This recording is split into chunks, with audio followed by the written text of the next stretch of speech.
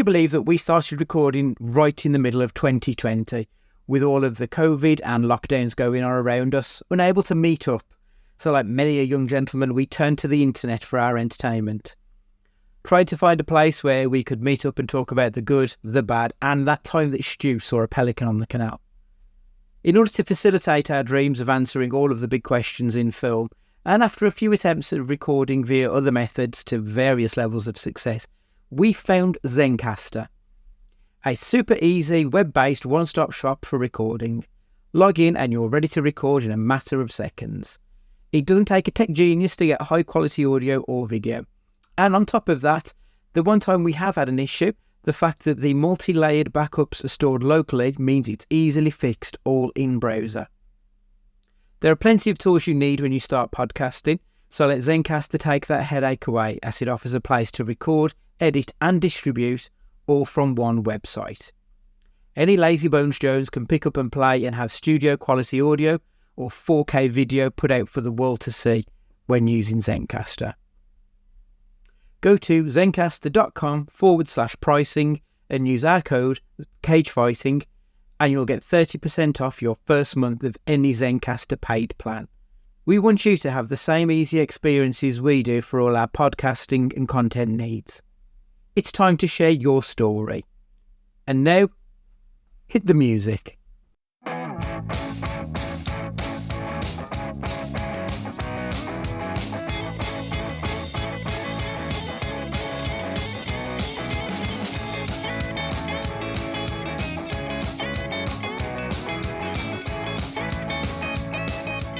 Hello and welcome to Cage Fighting. It's your main man Andy Gillard here. Hope everybody's keeping well on this very special episode.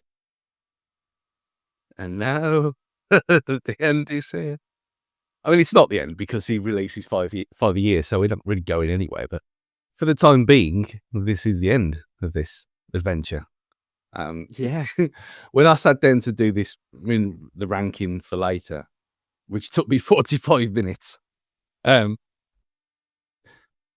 I thought, there's things about this last final film that we've watched that are memorable, to say the least. But I think in a way it kind of epitomizes this journey. Because it's shit. I mean, it's shit. It is. But yes, the film's Outcast, by the way. But it's hilarious. And again, like we said 2 or 3 weeks ago, with the last dregs of this. This just needs a supercut, and that's all it needs for everyone else. Yes. Hello, everyone.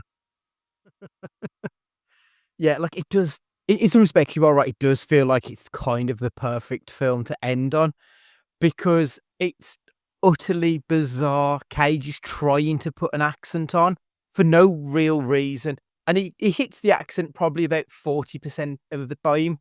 Like, it's not every time, because sometimes it's Irish, sometimes it's Scottish. Occasionally it's English, which I think is what he was aiming for. He's obviously got the bad wig, and it's set in the Middle Ages. There's a terrible dye job on his beard. Like, you can see the grey coming through on this fucking jet black beard. And it just all looks wrong and strange and bizarre. And it kind of encapsulates Nick Cage kind of perfectly, doesn't it? Yeah. And the fact that he's got the wig is up towards the end, it's like Japanese and not Chinese at all. It doesn't like the consistency throughout this film. Well, it just doesn't exist, does it? There is no consistency throughout this film. It's quite appalling, and like it feels like we had The Sorcerer's Apprentice, we had Seasons of the Witch, both of which were released during the 2010s, and this is the third of that kind of medieval set movie. And I have absolutely no recollection of this film being released at all. No, I never heard of it. Never said, and considering Anakin hasn't really made that many things, you'd think, well, okay, even just as a story, like on BuzzFeed or something, oh, this is what Hayden Christensen did next. Yeah. And the fact that he doesn't look very much older, considering he's like his 30s in this. And to be fair, I had to go and look from where he was actually from, and he's Canadian. because Okay, his accent was pretty good, actually. Yeah, like, I mean, don't get me wrong, he's not a good actor, but he puts on an accent in this film to a degree that is sort of acceptable for North Americans, Yeah. because generally they don't normally do that well, but he was fine at the accent, but not much else in this film. Like, you can see why he's not really ever made a proper career in acting, because he's just got no charisma. No, he looks. I mean, he's the eye candy for the girls and guys, I guess, to an extent, and he's pleasant enough. But he's like a Timu version of many others of these. Mm. Many. I was going to say, could you rope in certain Spider-Mans into this? Probably. Tobey Maguire, if he was bad, would be Hayden Christensen. Yeah, like, he does have he's of that sort of age, isn't he, where he would fit in with that group. But like you said, his contemporaries are so much better than him that he just, like I said, you can see why he's never really made much of a career out of the acting business. And don't get me wrong, I think there's quite a lot of it is down to the fact that the prequel trilogy was so badly received that it probably scarred him for quite some time to not do a lot. So, like, if we're looking at his filmography, so Revenge of the Sith was 2005, and then we've just got bits, but there's nothing particularly prolific going on here. He's only made 41 films throughout his entire career, which started in 93, which is a TV show. So he's never really found his niche. He's never found his place in the market. And I think that's kind of because he doesn't really belong in this market, because he's just not an actor. No. Like you say, he's just a pretty face who wants to be on TV, and that seems to be enough for him to have got these roles. Yeah. I mean, he's like the anti-Glenn Powell. He really is, yeah. But he's probably doesn't have to work, though. Like, after the Star Wars coin, he probably doesn't have to work a day in his life. No. Oh, Just absolutely not. Doing it for the Yeah. fun of it. Yeah, it's kind of like, I mean, I suppose if you'd put him up against someone like Elijah Wood, who would probably be on a similar footing, in that they both had massive trilogies at the start of the 20th century. And then when you look at Elijah Wood, he's just gone on to do kind of weird shit that's fun, that it's like, I'm interested in doing this, so I'm going to do it. Whereas Hayden he's never had that cultural cachet to be able to do anything like this because of how badly received his acting was in those films. Elijah Wood in Yellow Jackets is hilarious. He's playing like a Facebook PI. Okay. And he's like these internet detectives kind of guild that he's part of. Mm. But he's really good in that. But again, he doesn't have to be there. He doesn't have to work. No, like, he's just very much got to the point in his career where it's just like, that looks fun, I'll do it. A bit like Daniel Radcliffe. Like, he's another one I don't really care for the Harry Potter stuff, but everything he's done post Harry Potter, I will give it a chance because I know it's going to be weird because he's in it. And I think he's a weird little fucker, and that's his niche. And I dig that. I think that's a really cool thing. Yellow Jackets, Stu. How many seasons in are we on that one at the minute? Is it 3? Yeah. That is something I do want to watch, but just never found time to fit it in. He said there's a 5-season arc. Okay. I mean, it's very much, it has to end because they obviously they're not in the wilderness forever, because clearly that's the whole point. That it's half is in the past and half is present day. Right. Okay. So I appreciate that's where it's going to end. You're going to get to the point where they are rescued, because it still carries on. Every season they're still in the wilderness for part of the episode, and then the flash forward kind of thing. Okay. So the timelines will have to converge at some point. Yeah, you're going to get the point where they get off, when they get out of the wilderness and they're rescued. And then you start. Well, no, because that's set in the mid-90s and then it's present day. so you're never going to get an exact time sync. But there's enough of episode 1 from where you see them now. And the only weird thing is, because of the kind of show it is, a bit like what Lost did. Remember that weird one with I can't remember the names now. That one episode where they tried to include the twins, and they'd been there all along, and they clearly hadn't. I don't remember that one. It was that could have been after I dropped it. It was a whole episode dedicated to these two characters who'd never really been in it before. And we've never seen you before. You haven't been on this island before, but you have the same problem with Yellow Jackets, where you got a group of survivors from the girls' soccer team. Yeah. And then season 2 and 3, you introduced new characters who were also survivors. You just didn't happen to see in the background of the first 2. But it was a plane full, so it's kind of explained that way. But it's a fun show, that is. Okay. It's one I want to watch, because it's Melanie Linsky, isn't it? I think. Yeah. I do like her. She's crazy in it as well. I'm sure, was it The League, I think, was the first thing I saw her in. And she's got the chops to be like a serious actor, but she's also really funny. So I think that she can do everything. I got a lot of time for her. I think she's fantastic. Well, she's like, she's obviously one of the survivors in this. But she's a bored housewife. And she's a bit psychotic as well. So you know when the militant character she played in The Last of Us in that one episode, season 1, it's pretty much the same, but not as like rah. The kind of that kind of I was a housewife, but now I know what I'm doing kind of thing. And now I'm a badass. Yeah. Okay. Cool. Yeah, it's one that I want to try and watch. Hopefully, try and get it in before the end of this year. To be fair. There's usually a bit of a gap around Christmas time, so that'll do for that one, I think. I'm really just trying to avoid talking about Outcast at this point. I mean, there's nothing really to say. Is that it's just rubbish. The whole thing. It's horrific. 5% on Rotten Tomatoes, and that kind of feels very generous. So there's 22 reviewers, so that must mean there's probably like one critic who has said it's not the worst thing ever. Everyone else just shits on it.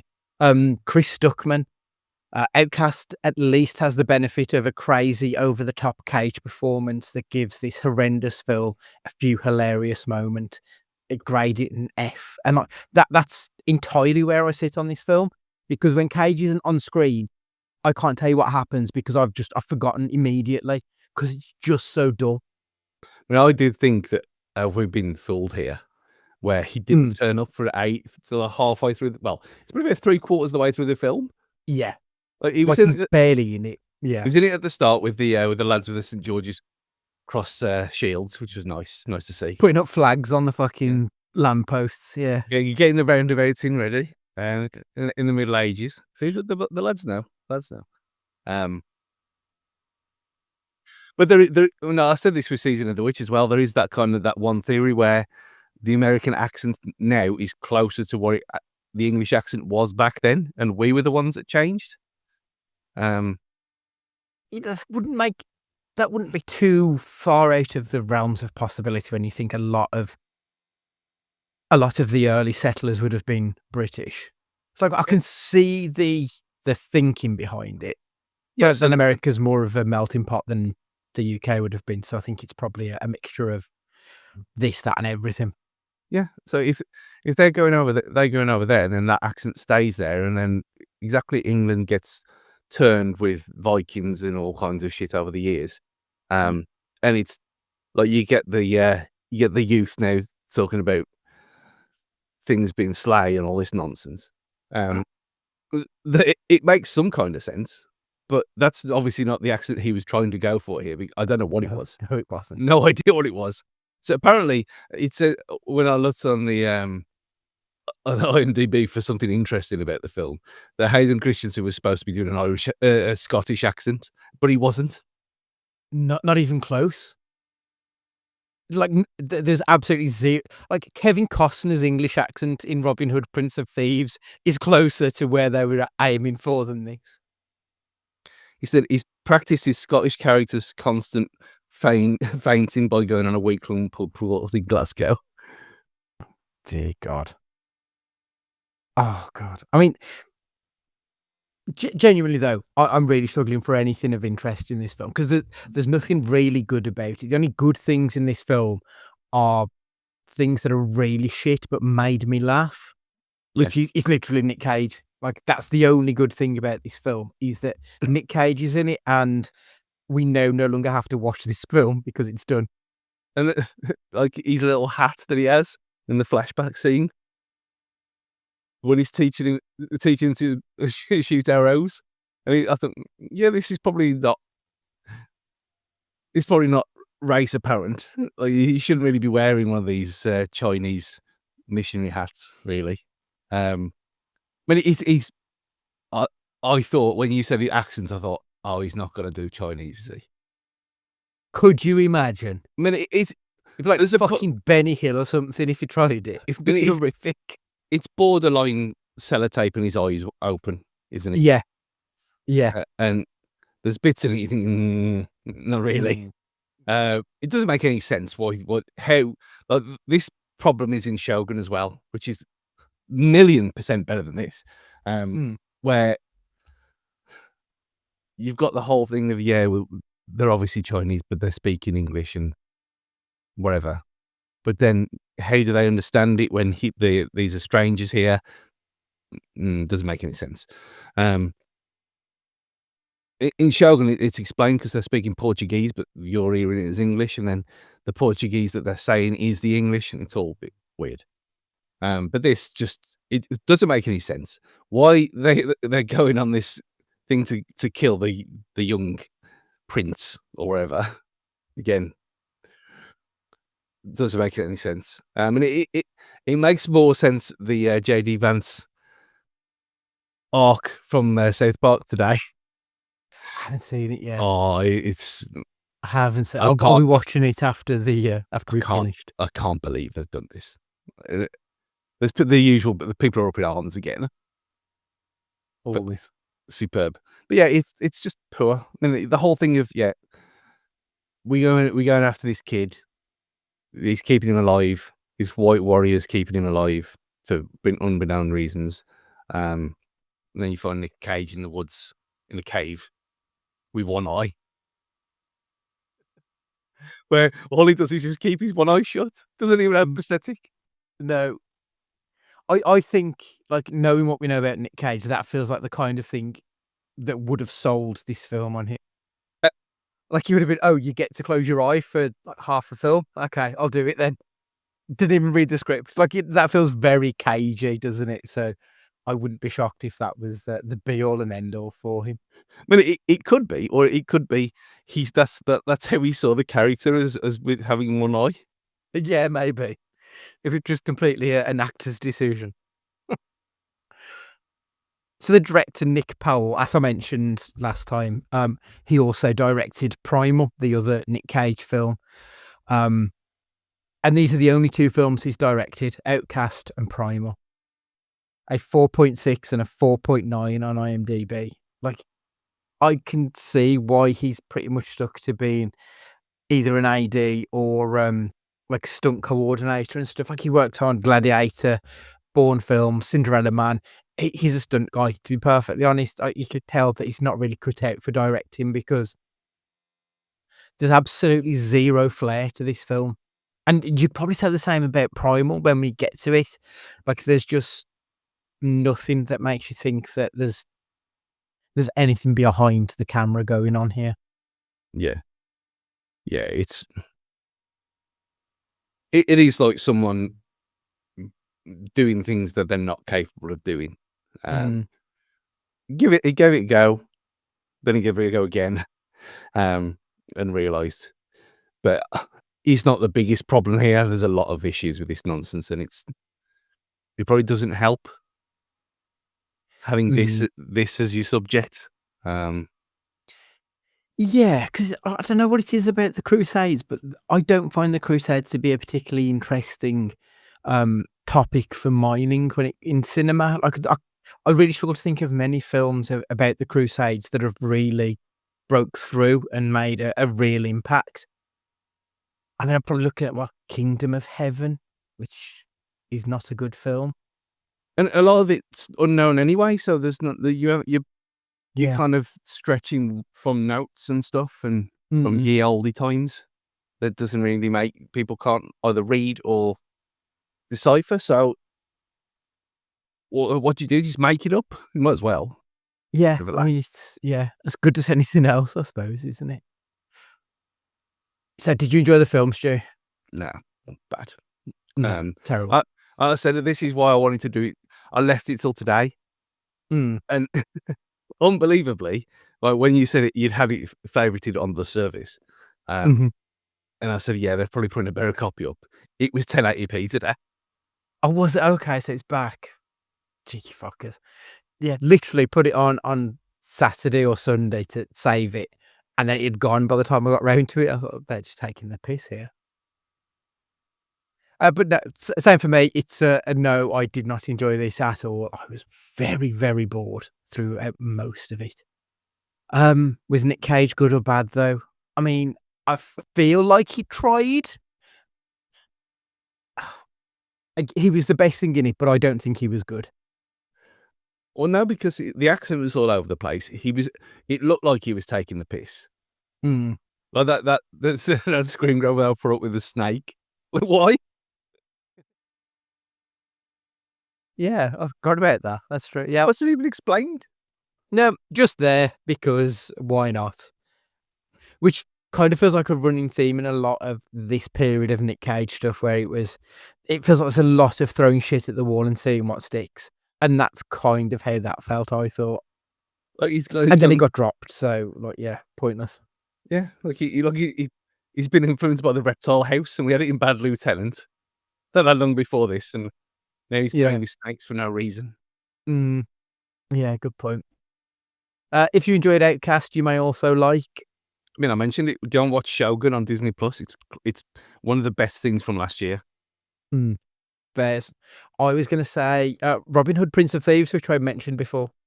It's not a great film, but it is kind of fun, and obviously he's returning from the Crusades in it. It's worth it just for Alan Rickman, if nothing else. Like that's the only reason really to watch that film, I think. Oh, that we could do that for a future question caster, ranking the the Robin Hood films. It's not a bad shout. I mean, you've got that one. You've got the Russell Crowe one. I forgot his name then. I was about to say the guy who fights around the world. Though you'd know who I mean. Yeah, you've got that one. You've got Robin Hood, Men in Tights. The Disney one. The Disney one with the fox. Obviously, you've got the Errol Flynn one from way back when. You got the BBC. Maid Marian and Her Merry Men. Yeah, 2 BBC shows. Yeah, I used to love Maid Marian as a kid. That show's class. I think it's because Danny John Jules was in it, and obviously being a big Red Dwarf fan, it's like even better. That's some good shit back in the day. Yeah, it's class. Yeah, I quite like that idea. Let's do a bit of Robin Hood in the future. Right, okay. So that is now the 2010's done, but it's also Nick Cage done. So that is 116 films that we have watched. That is 2 episodes. We did that show, The Best of Times, and we did his episode of Saturday Night Live. And we also did his mini-series, The History of Swearing. That is how much we've done. I will tell you next week how many hours that we have actually spent watching it. And it did depress me a little bit and I haven't even finished working it out. We've got to a point and I thought that's fucking horrific, and I've still got more to add to on it. So I mean, I went on a rough average of how long we talked about this stuff. And it was just talking about it, not watching it, just talking about these 118 events. And the one he directed as well. So it's more than that. yeah, it's around about 80 hours worth of talking about Nicolas Cage films for 5 years. Yeah. It's ridiculous. Absolutely fucking. Oh, wow. I mean, I've enjoyed it. I've got to be honest. I started this out being like, I liked Cage, but I wouldn't say he's one of my favourite actors. But now he is one of my favourite actors. I genuinely think he's a very good actor, and I can see why people want him in their films. And in some respects, I feel like when we started the podcast is when his career really got back on track, because it was around that time when we had Pig and his big hitters started to come out. And like, his career from the period we're about to talk about, 2010 to 2019, was all over the place. But since this podcast has started, he feels like his work has matured quite a lot. And I really dig that. Well, when was that episode of, what was it, Arrested Development or one of them things? Community. Community. Where it did the, was it good or bad? Yeah. When was that? So, Community, let me have a quick Google. So it started in 2009, and I think it was the second or the third season. So we're looking around 2010, 2011, I bet. It ran from 9 to 14. So, yeah. So we're looking around probably the early 2010s. Yeah, so in this period. Which is, okay, so we'll get into the list in just a second, but it starts off with a lot of films. Kick-Ass, Sorcerer's Apprentice, Season of the Witch, Drive Angry, Seeking Justice, I Don't Know, Trespass, Ghost Rider, and then it sort of just drops. You get to The Croods, probably 2013, and then pretty much everything from 2013 till the end of fucking 2019. There's very few films that really disturbed the box office. But this is his most prolific period. There are 39 films in this period compared to about 22 in all of the other periods of time. So quite why this got so fucking ridiculous, so out of control, I don't really understand. Yeah, and I know he's had a lot of marriages, and obviously that's expensive, but it wouldn't be doing 2 films it's not even that, is it? It's what 3 films a year? Yeah, it gets to a point where, like 2014, we've got 1, 2, 3, 4 films there. 15, we've got 2. 16, we've got 5. Like, yeah, he's doing it like a full-time job, not like a normal actor. It is literally Monday to Friday, 9 to 5, 52 weeks a year, it seems. Right. So 2010, I think it starts off strong with a top 10 film. So the way I've done it, Stu, same as last time, I've broken it into 4 categories. I thought was probably the easiest way to figure out what's what. So I've got a top 10, a bottom 10, and then I've got an upper mid 9 and a lower mid 9. So that's 38 films.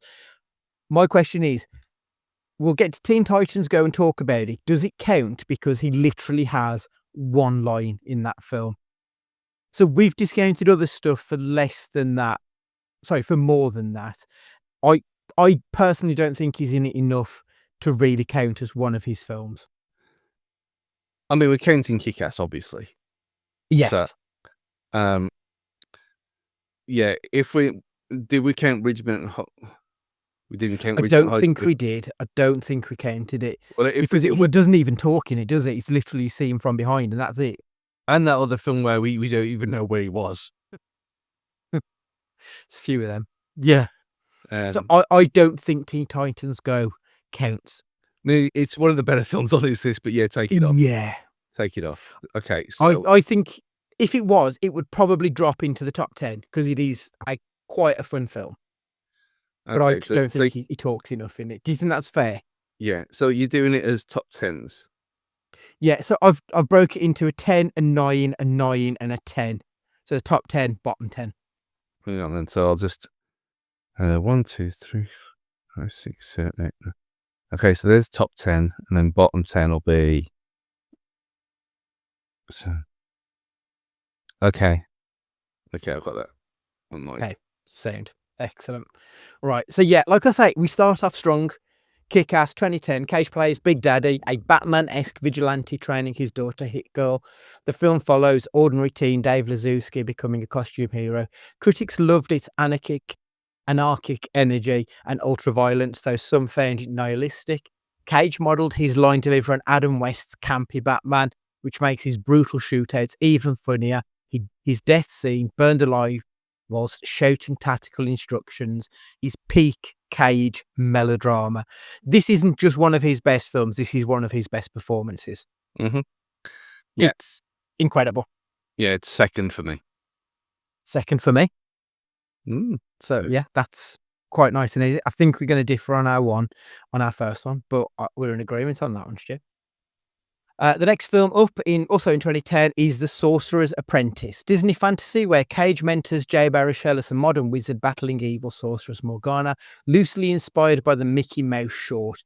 Reviews were mixed to poor, citing CGI overload and thin plotting. Cage sports a long flowing hair and a leather duster, looking like a Vegas magician who wandered onto set. Fun fact, Cage personally pushed Disney to make this film, having long wanted to play a sorcerer. Where do you sit on this one? Where does it fit into your ranking? Well, I loved it, didn't I? So it's 6 for me. Oh, okay. I'm quite surprised it's that high. I've got it in 11th. So it's like top of the upper mid section for me. Mostly because I remember this film, which when we get to some of the lower midnight stuff, the reason they're there is because they made no impact. Exactly the same for me. I've got some where I had to look, when I spent 45 minutes writing this list out, I had to check IMDb, and they're looking at me again. I don't know what they are. Yeah. So that was 3 hours ago. Yeah. Like the bottom 10, I remember them because they weren't good. The upper mid 9, I just remember. They might not have even been good, but I remember them. And then obviously the top 10 are the ones that I think are actually good. So it's the lower mid 9 are just ones that I know I've seen because we've seen them, but I can't tell you anything that happens in them. Not really. So I've got this in the upper mid 9. Yeah. So it's in 11th on my list. This one is. Next up is Season of the Witch in 2011. Cage and Ron Perlman are knights tasked with transporting a suspected witch during the Black Plague. It's a grimy medieval road movie with demons. Critics panned it as dull and derivative, though it has cult B-movie fans. Cage's wig work is distractingly modern, like a mall rock guitarist lost in the 14th century. Shot partly in Austria and Hungary, the production was plagued by weather and delays. The reason that this sits in the upper mid rather than anything else is because it is a cult B movie for me.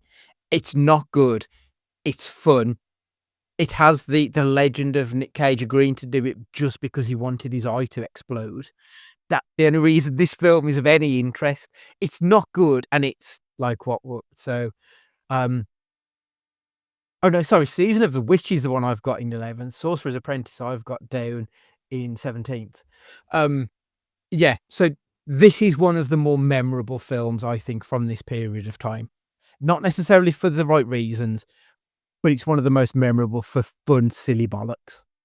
Yeah, and you remember the end in that room as well? Yes, the big fight out where they turn into demons and they're wrestling and all that. Like, it is memorable. Yeah. It's not great, but it was fun. I've got it at 16. Okay. So upper mid. Yeah. So we're sort of in agreement again there. That's good to see. Next up is Drive Angry, also 2011. Cage escapes hell to rescue his granddaughter from a satanic cult. It's grindhouse mayhem, cars, guns, and supernatural vengeance. Reviews were mixed. Some enjoyed the gonzo energy, others dismissed it as trash. Cage shoots people whilst having sex in one scene, cigar clenched into his teeth, which is about as Cage as cinema gets. Released in 3D, it leaned into absurd spectacle but bombed at the box office. This is my 9th film. Again, it's not great, but it's fucking wild. And I really, like, the gonzo energy I really tapped into. This is my kind of B-movie madness. It worked for me, this movie did. Yeah. 10. It's again, like we talked about at the time, I had seen it back in the day. I specifically bought the 3D Blu-ray to watch it for this, and I watched it in 3D, and it was glorious. Didn't make it any better or any worse, but it's an experience nonetheless. Yeah. Yeah. I think it's a great fun film. Next up is 2011's Seeking Justice, a thriller where Cage's character makes a Faustian bargain with a vigilante group after his wife is assaulted. Soon he's trapped in their violent schemes. Critics found it formulaic and forgettable, though Cage is committed. Shot in New Orleans, it was part of a run of tax-driven thrillers. The film's alternate title, The Hungry Rabbit Jumps, became a meme for its sheer randomness. I've got this in the upper mid-9. It's not great, but we often refer to this as the film where they threw a paedophile off a bridge. And it just sort of sticks. Like, it feels like it's part of the lore of this podcast almost. And it's not a great film, but it's stuck around for some bizarre reason. I'm just looking for where I put this one. 15th, I've got it. So we've got, what did we just do? So we just did Drive Angry, which you've got in 10th. Yeah. Oh, yeah, I've just got it as Justice. Oh, that's okay. That's what it says on IMDb. It is lower, 25th. Interesting, because I thought this was one of the ones that made an impact. Because I remember liking Guy Pearce in it as well. Because I mean, Guy Pearce is always good in everything, isn't it? Yeah. I So, mean, that's not set in stone because it was one I couldn't really remember at the time. But yeah, the whole thing about that, it wasn't just that bridge. They kept going over that road all the time. they did, yeah. And isn't the one scene where he jumps from the bridge down and nearly gets hit by a lorry, but it with a really shonky CGI? Yeah. Like I said, this stuck with me for absolutely no reason because it's not great, but I just remember it and I don't really know why. Yeah, I'm going to put a little asterisk for that for later. Yeah, but I mean, that could be a lot higher than some of the others, to be fair. Yeah. So the fourth film of 2011 is Trespass. This is another film that was dog shit, and I loved it. It was Cage and Nicole Kidman starring as a wealthy couple held hostage by criminals. What should have been a tense home invasion drama became a critical disaster, overwrought, shrill, and implausible. Cage reportedly swapped roles with Kidman at the last minute, originally cast as the villain. The film bombed so badly it was pulled from theatres after just 10 days, which, if I remember correctly, was a record. It's the fastest a film has ever gone from cinema to VOD. It took I think it was 13 days before it hit streaming. It was just get it out the cinemas, get it on streaming. And I remember us talking about it because it was halfway through the film. They had to pause it for almost a week because Cage decided he wanted to change characters. It was just a mess. But it made an impact, if only for the line, "Your filthy lust invited them in." I don't know why I remember it. And he was talking about cuckolding and shit, and I was like, this is brilliant. Awful, but brilliant. 11th. Where have I got this one? So Inconceivable, I've got in 17th, but honestly, No, that's his Trespass, not Inconceivable. That's a different I'm thing. sorry. Trespass, I've got in 14th. Yeah. But I mean, they're almost the same film. They're both utterly bonkers, and I love them for it. I've got to say, with my upper mid-9 and lower mid-9 films, they're just generally thrown in there. I've tried to put them in some order, but I could be easily convinced that any of them deserve to be higher or lower because they're all just sort of, there's two genre of films. Ones I remember and ones I don't, and that seems to be the only defining characteristic. That's exactly what I've got with mine as well. The fifth film of 2011 then was Ghost Rider: Spirit of Vengeance. Cage returns as Johnny Blaze, cursed biker with a flaming skull. The sequel is darker, grittier, and directed by the Crank duo. Critics hated the incoherent plot but praised its manic energy. Cage insisted on performing Ghost Rider's movements in costume, painting his face with black paint and skull makeup to get into character. It's bonkers method acting, even for him. This is one of the few that I remember that I've got in the lower mid-9, because it is a terrible film that is all over the place. But I remember him taking a piss at one point and flames were coming out of his dick, and that's quite funny. Yeah, it wasn't as good as the first, which wasn't great anyway. I've got it 18th, so that's fair. I've got it 19, 20. I've got it 21st. So again, we're fairly close there. Yeah. The only film of 2012 was Stolen, a heist thriller often dubbed Taken with Cage. He plays a thief racing to rescue his kidnapped daughter. Critics dismissed it as generic, though some enjoyed its New Orleans setting. Directed by Simon West of Con Air fame, it reunited Cage with his old action collaborator, but lightning didn't strike twice. This wasn't a very good film. I remember the kidnapping scene. I remember there's a bit where the daughter's in the back of the taxi that she's been kidnapped in.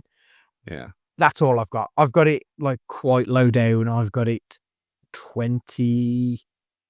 1, 2, 3, 4, 5. I've got it 26th. I've got it very much in the lower mid. It's just not memorable at all. 26th. It's weird how he's gone from having 5 films in 2011 to just the one in 2012. That is a bizarre move. Next up, 2013's The Frozen Ground. Based on true events, Cage plays an Alaskan state trooper hunting serial killer Robert Hansen, played by John Cusack. Vanessa Hudgens co-stars as a survivor. Reviews were middling, but praised Cage's restraint, serious performance. It's one of his more grounded roles of the decade. Filmed on location in Alaska, it aimed for gritty realism, contrasting Cage's usual excess. I've got it in the upper mid just again because I remember it. I've got it in at 12, but to be honest, I think that's probably overcooked. I don't think it was that good a film, personally. No, I liked it a lot more the first time around than I did when we watched it again. I've got it 17th. I think that is probably a better fitting, if I'm honest. I remember it being quite ugly, and it was a little bit... It felt quite incoherent. It was a bit jumpy all over the place, and yeah, I think we said that it would have been better as a documentary series rather than a film. Yeah, I remember that. It felt like they were leaning on it's pre-True Detective, but it felt like that was the look they were going for, and never really achieved what they were trying, I don't think.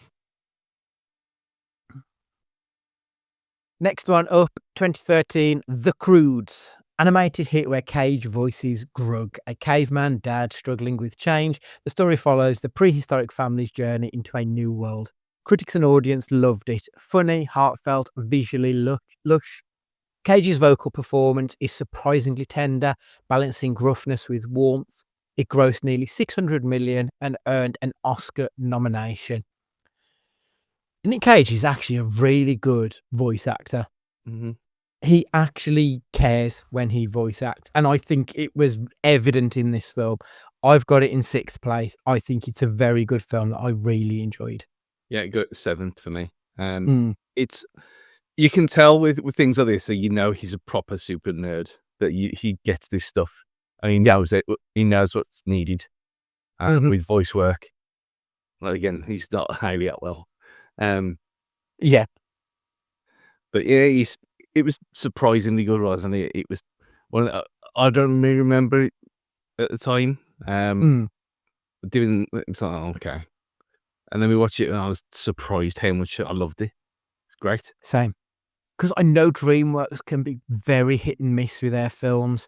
Sometimes they're too juvenile, and they just don't get anywhere near the Pixar of it. Like Pixar know where the heart is, I think, a lot better than DreamWorks, and DreamWorks can be wildly different, and this is very much in the better half of DreamWorks' oeuvre, I think. Next one, 2013. This is the one I think might be your number one, Stu. It is Joe. Cage plays an ex-con who mentors a troubled teen in rural Texas. It's gritty southern gothic, with Cage delivering one of his most acclaimed performances of the decade. Restrained, soulful, and tragic. Critics praised it as a return to form. Fun fact, the teen's abusive father was played by a real homeless man cast off the street, adding raw authenticity. Is that your number one? Yeah, love this Thought film. it would be. I've got it in fourth. Like when we do this in like 5 years time, review the 4 decades of Cage. This is in the top 10 without a shadow of a doubt. Even not the top 5. It's up there with Pig. I think we didn't watch them that far apart either, which is strange. You did, no. No one's heard of it. No one cares, but it's superb. I've got it in fourth because I think the film itself is very good. Don't get me wrong. I think his acting is sublime, though. I think it is genuinely. Yeah. I think of the 3 I've got above it, I think his acting is probably the best in this one. I just think I prefer the other films. Although that saying, I could probably swap it out with 3 when we get to it. We'll see. What won't be in the top 3, though, Stu, is 2014's Rage, a crime thriller where Cage reformed gangster seeks revenge after his daughter is kidnapped. Critics panned it as generic and joyless. Cage's performance veers between subdued and explosive, but the film's title becomes an easy punchline for his acting style. I've got this as the 5th worst film of this run. I thought this was dreadful. This is the one also known as Tokarev. Yeah, Tokarev, yeah. I've got it down as Tokarev. Where is he? Is he even here? Where's he got? I've got it in mid. I've got it in 20 actually. I'm surprised it's that high. Yeah, looking at it on a thing that on asterisks in that one as well. Yeah, there's a couple that again it's in the much. It's not bad for me, and I did kind of enjoy it in a sick way, just because the whole thing with the gun and it was a bit. You've had your chances. I didn't get it, did I? No.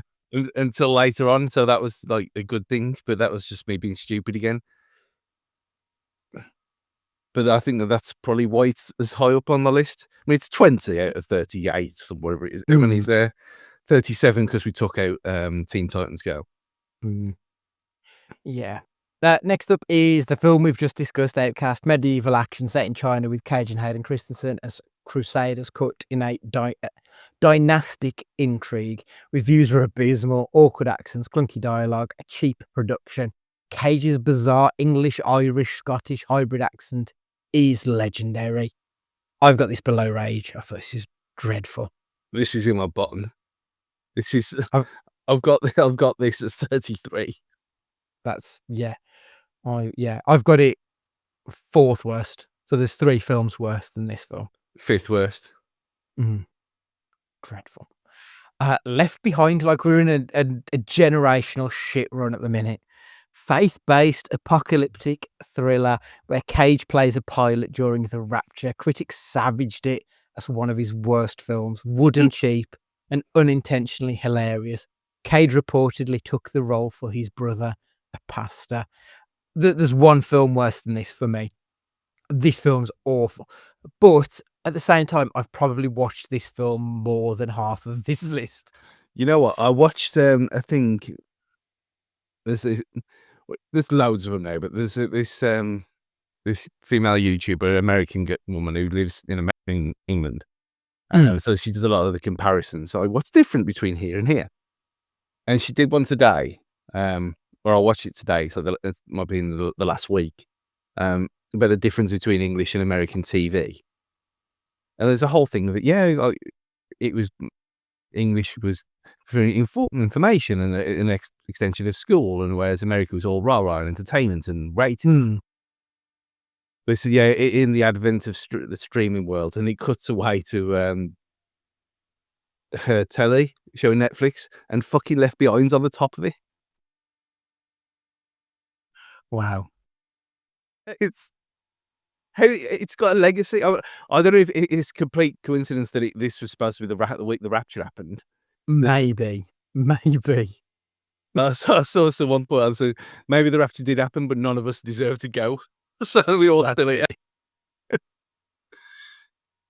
Mm. It is. Let's It's awful. It's shit. It's terrible. yeah, But unquestionably so. I've got it 1, 2, 3, 4, 7th worst. You know, like I sort of agree with you because I will more than likely watch this film again. I mean, almost certainly. Whereas I won't be watching Army of One. I won't be watching Looking Glass, Primal, Rage. I won't be watching any of these films again. But I will be watching Left Behind again. It's unquestionably worse, but it's more enjoyable than like most of them. So I sort of agree. If you said you've got this in 33, did you say you've got it? Left me 31. Yeah, I'd sort of agree with you, to be honest. But like the last time we did this, Mm. for the last lot where we bumped up the whatever that film was that we moved because he didn't deserve to be last. The Wicker Man. Yeah, exactly. It is the shittiest film of that decade, but it's funny. Yeah. Like this is. Yeah, I'm with you. Really am with you on this. 15. Again, I'm sticking in the bottom 10 with this, Stu, with Dying of the Light. Cage plays a CIA agent with dementia hunting a terrorist. Director Paul Schrader disowned the film after studio interference and Cage refused to promote it. Critics found it muddled, though the premise had promise. And that's why this is in my bottom 10, because the film Dark, which we will get to down the line, we know there's something in this, and this film was such a mess that it was unwatchable. Whereas when Schrader got the chance to give his own cut of the movie, he gave us something pretty damn good in comparison. So I've got this low down. I've got this 30th, maybe 31st. Second worst. Hate it. Yeah, I mean, I can't really argue. I do think there are a number of films worse than this, but it was absolute dross. And I think it speaks volumes that Schrader and Cage wanted nothing to do with this film. So, yeah, I think that's fair. 2015 now. It is The Runner, a political drama where Cage plays a New Orleans congressman whose career unravels after scandal. Critics found it earnest but dull. Cage is subdued, but the film never catches fire. I don't even remember this film. I've got it in, 28.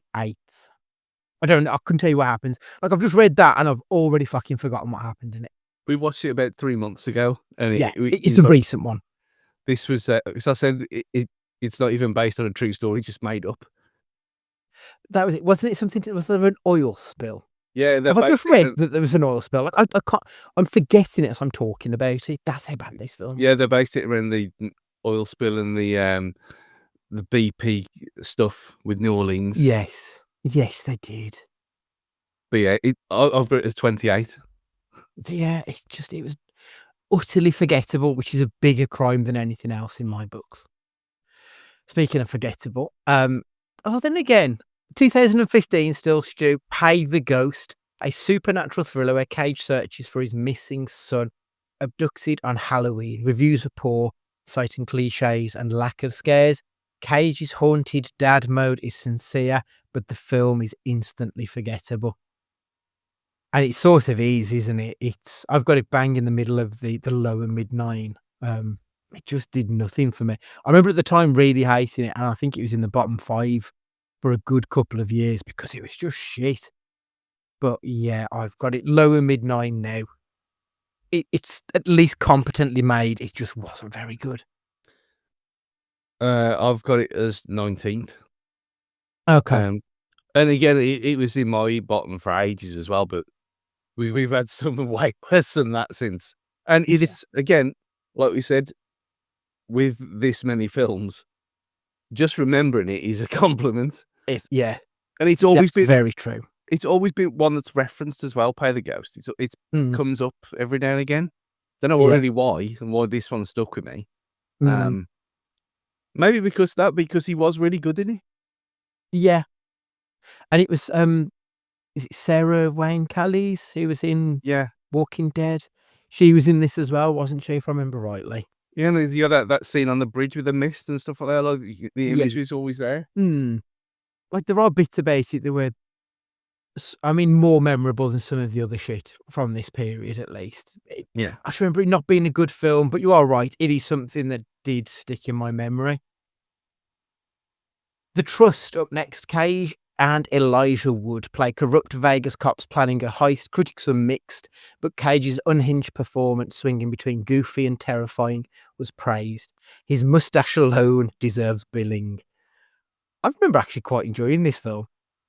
Going in with rock bottom expectations because it looks like it's, we're in this period of forgettable straight to DVD shite. And actually came out of thinking Cage was pretty good in it. Elijah Wood was solid.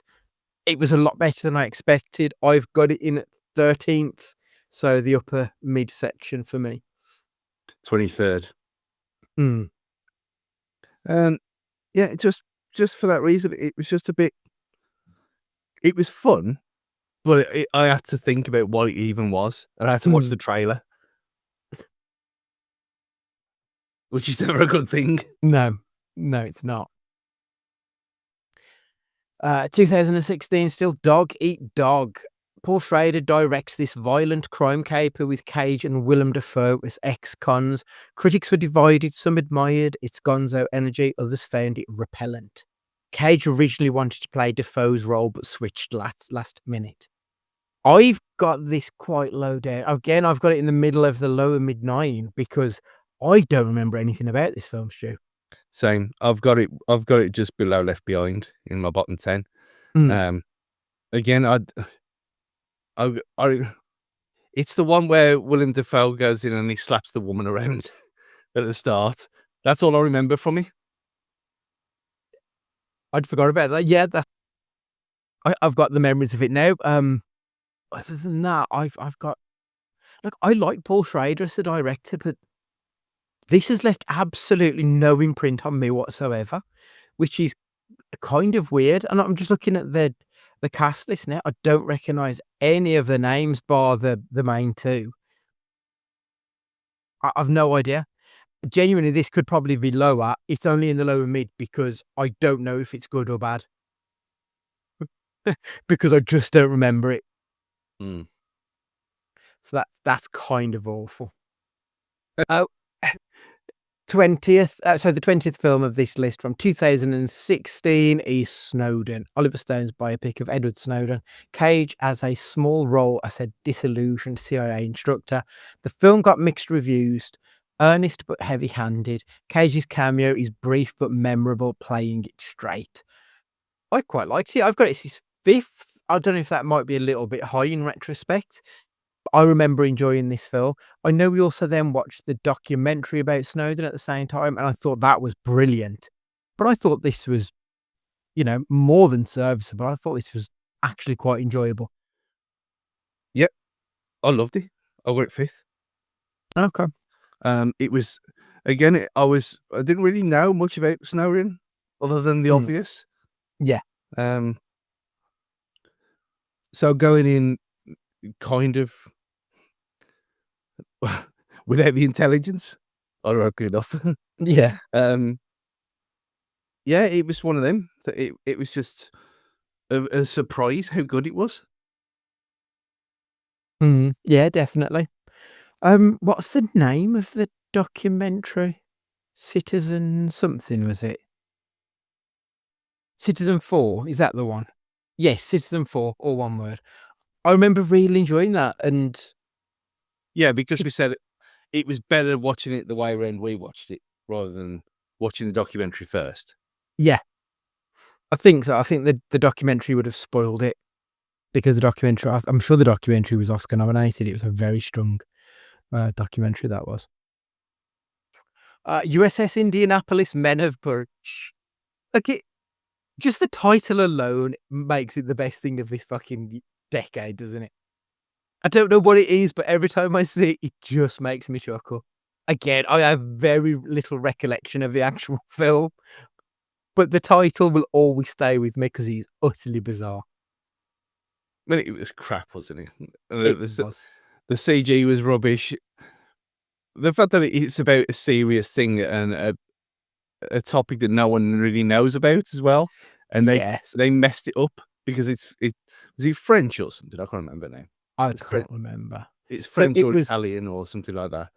It's the worst one on this list for me. It's just because it's just terrible. And it's almost unwatchable as well because the sound is all messed up, and which it was just a massive disappointment because I don't know what I expected, but I didn't expect that. That's it. So it was Cage playing a World War II survival drama about sailors stranded after a torpedo attack. It was panned, cheap effects, clunky script. The story is truly harrowing, but the film was mocked for its sci-fi level CGI sharks. Yeah, it stunk. I've got it in the lower mid-9 because I don't have much recollection of it other than just remembering being bored through massive stretches of men lying in water. Like, it felt like there was a good hour of just seeing sea and nothing else in this movie. The CG sharks. 2016, still, we've got Army of One. Based on a true story, Cage plays Gary Faulkner, a Colorado handyman who believes God told him to capture Osama bin Laden. Critics found it bizarre but uneven. Cage's manic energy and falsetto voice make it unforgettable. I've got it as like in the bottom 10, like first place of the bottom 10. Like, it's shit. I remember it being shit. But I also remember, like, there's the scene where Cage has someone throws a fucking big knife at the dartboard and he goes to Cage's hand, and utterly unexpected. And you've got the voice and all like these silly little things that make me think this should possibly be higher. But I do remember it being a bad film. Yeah, I liked it a lot more than you did. I mean, I've got it as 9th. I love this. Really? And again, I know what it is, but I remember I just had a great time watching it, and it is. I still don't know if it was played seriously or not because there's so much stupidness in it. And where he's going backwards and forwards, and that bit where he's just lying by the pool. So, again, I think, very memorable. yeah, I think it's probably more memorable than actually good. Like, I don't think it is good at all, if I'm honest. I think, but it did have like a heart to it. Like, you felt that the guy was earnest, but massively fucking off his rocker. But I think his heart was in the right place. It kind of helped with the film. Yeah, I think it probably needs to be a little bit higher than what I've given it. I'm not having it. It's in the top 10 though, Stu. I'm going to move it around. I'm going to put it in the lower mid-9. I'm going to put it like maybe top of the lower mid-9. I think that would be fair. Arsenal from 2017, last week's film. I've got this down as the worst one of the year. Crime thriller with Cage reprising his Deadfall role from 1993, complete with insane wig and prosthetic nose. Critics hated it, but Cage's return as Eddie King is pure cult oddity. It's a terrible film, though. I mean, I kind of appreciate the cult aspect of it. Like, I do feel like there's probably people who will give this the Room treatment. I don't think it's anywhere near as earnest as something like The Room. I think it's just a bad film, badly made, mostly badly acted, and just entirely forgettable. I'm looking at. I don't even know. I can't even see where it is on the list. But it again, probably for this reason that I went through them all, and it's. So it was Arsenal or Southern Fury. Yeah. I've got it bottom. Oh, I thought it's just dog shit. Yeah, it was terrible. I mean, I couldn't just put it as bottom anyway because we hated it last week. There was nothing redeemable about it at all. I thought it would have been nailed on bottom for yours, to be honest. Because I know how much you hated it too. And yeah. I mean, I hated it that much. I forgot it existed. It's not a good sign, is it? 2017, Vengeance, a love story. Cage plays a detective avenging a woman's assault. Reviews were poor, criticising its grim tone and lack of nuance. I mean, fucking too right. There's a rape within 3 minutes. Cage is oddly restrained, which makes him feel flat. But the thing is, I found this so much more memorable than a lot of the, like at least half of the films. I've got it down in 18th. So it's in the upper half of it. It's not a good film, but again, it left an imprint. Yeah. Maybe because it was supposed to be called Rape a Love Story, and I don't think I'll ever forget that, because that is an absolutely bonkers thing. Like, clearly why it was never given that title. And I think the subject matter was so grim that it was never going to get a proper cinematic release. Yeah, I've got 21st. Yeah, I can completely agree. It's definitely somewhere right in the middle of all this. Because like I say, it's memorable, but it's bad. But yeah. Speaking of memorable but bad, 2017 still, Inconceivable, a domestic thriller where Cage and Gina Gershon's family is targeted by a manipulative nanny. Critics dismissed it as a Lifetime movie with bigger names. Cage is mostly sidelined, which is the film's biggest crime. I just remember fucking loving Nicky Whelan in this film. Like, that's literally the only reason that this film is 17th. It deserves the top half just for Nicky Whelan. 12th for me, just beyond Trespass. You know what? I agree. I think that is absolutely fair. 2017, one of my favourites. This is proper cult cinema for me. Mom and Dad, a horror comedy where parents suddenly turn homicidal against their kid. Critics enjoyed its dark humour and Cage's feral performance. His meltdown while smashing the pool table and singing the Hokey Pokey is peak Cage chaos. It's the bit where he screams "motherfuckers" at kids that will just stay with me forever. I've got it in 7th. This might be my favourite film of the whole decade, though, if I'm honest. I love this movie. Yeah, I've got it in 8th. Yeah, just brilliant. Yeah, there was a period. I mean, there's another one that's going to be a lot higher for probably both of us. That's around that time, and it's the most unknown, excellent, fun film ever. Yeah. I genuinely, I don't understand how this isn't one of his biggest films. Yeah, I mean, considering there's one in 3 films time that is one of his most known films, and it is what it is. Get to in a minute. Compared to Mom and Dad, it's got nothing on it. No. Just no. I've seen Mom and Dad quite a few times. It's become one of the go-to films for me. And it's one that if anyone ever wants a film recommendation, I'm thinking, you know what, Mom and Dad will do. Regardless of what you like, you will like Mom and Dad. Yeah. Because it's got a bit of everything. And I just think it's like Cage isn't the focal point of this film. It's more Selma Blair, is it the wife? Is it Selma, I think? Like it's more focused on her. But him just fucking around in the background, being utterly batshit, just makes this film. Yeah. It's a wonderful, wonderful movie. And I think when we did the under 90 minutes, I can't remember what period of time we did, because this has got to be close to 90 minutes, and this probably deserves recognition thinking about it. It's Aaron 26. I can't remember if we did, was it up to 2010? I can't even remember now. But yeah, I mean, I love it. Just love that film. 2017 still, The Humanity Bureau. From just the highest of highs to The Humanity Bureau. A dystopian sci-fi where Cage plays an agent deporting unproductive citizens. Critics found it cheap and dull. Shot in Canada on a shoestring budget, it looks like a student film with Cage dropped in.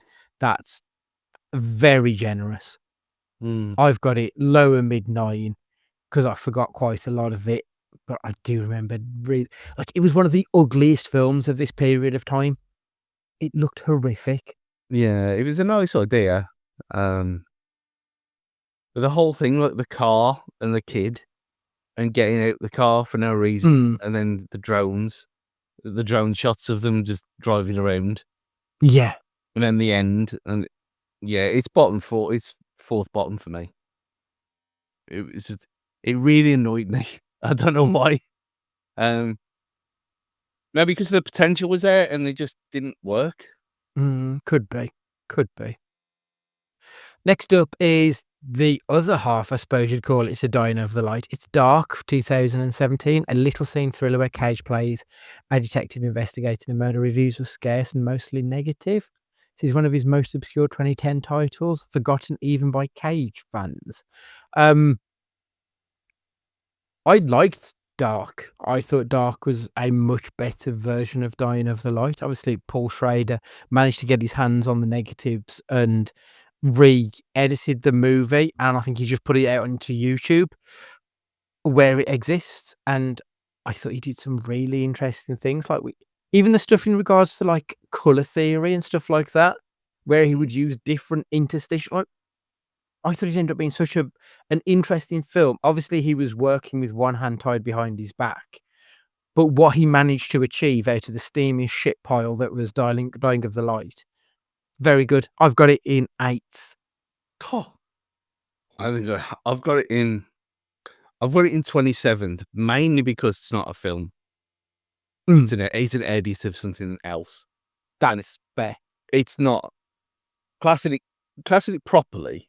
I know we both said at the time it's a lot better. And how long is it? Like hour and 15. Yeah, it's just not. It's a nice redemption story of a joke.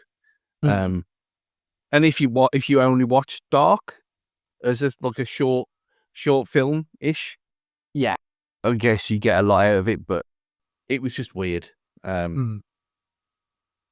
wish I'd watched that first. But I know why we did it the proper way around. But yeah, I could move it up to about mid-table for me, but it's not full, unfortunately. in some respects, should we remove it from the list? I mean, no, because it's over an hour, so it has to kind of stay on because it's over an hour long. And if you put in stuff like Wallace and Gromit films, the first two, the Wrong Trousers is 36 minutes, is it? Something like that? Yeah. It's still a film. And he is in it.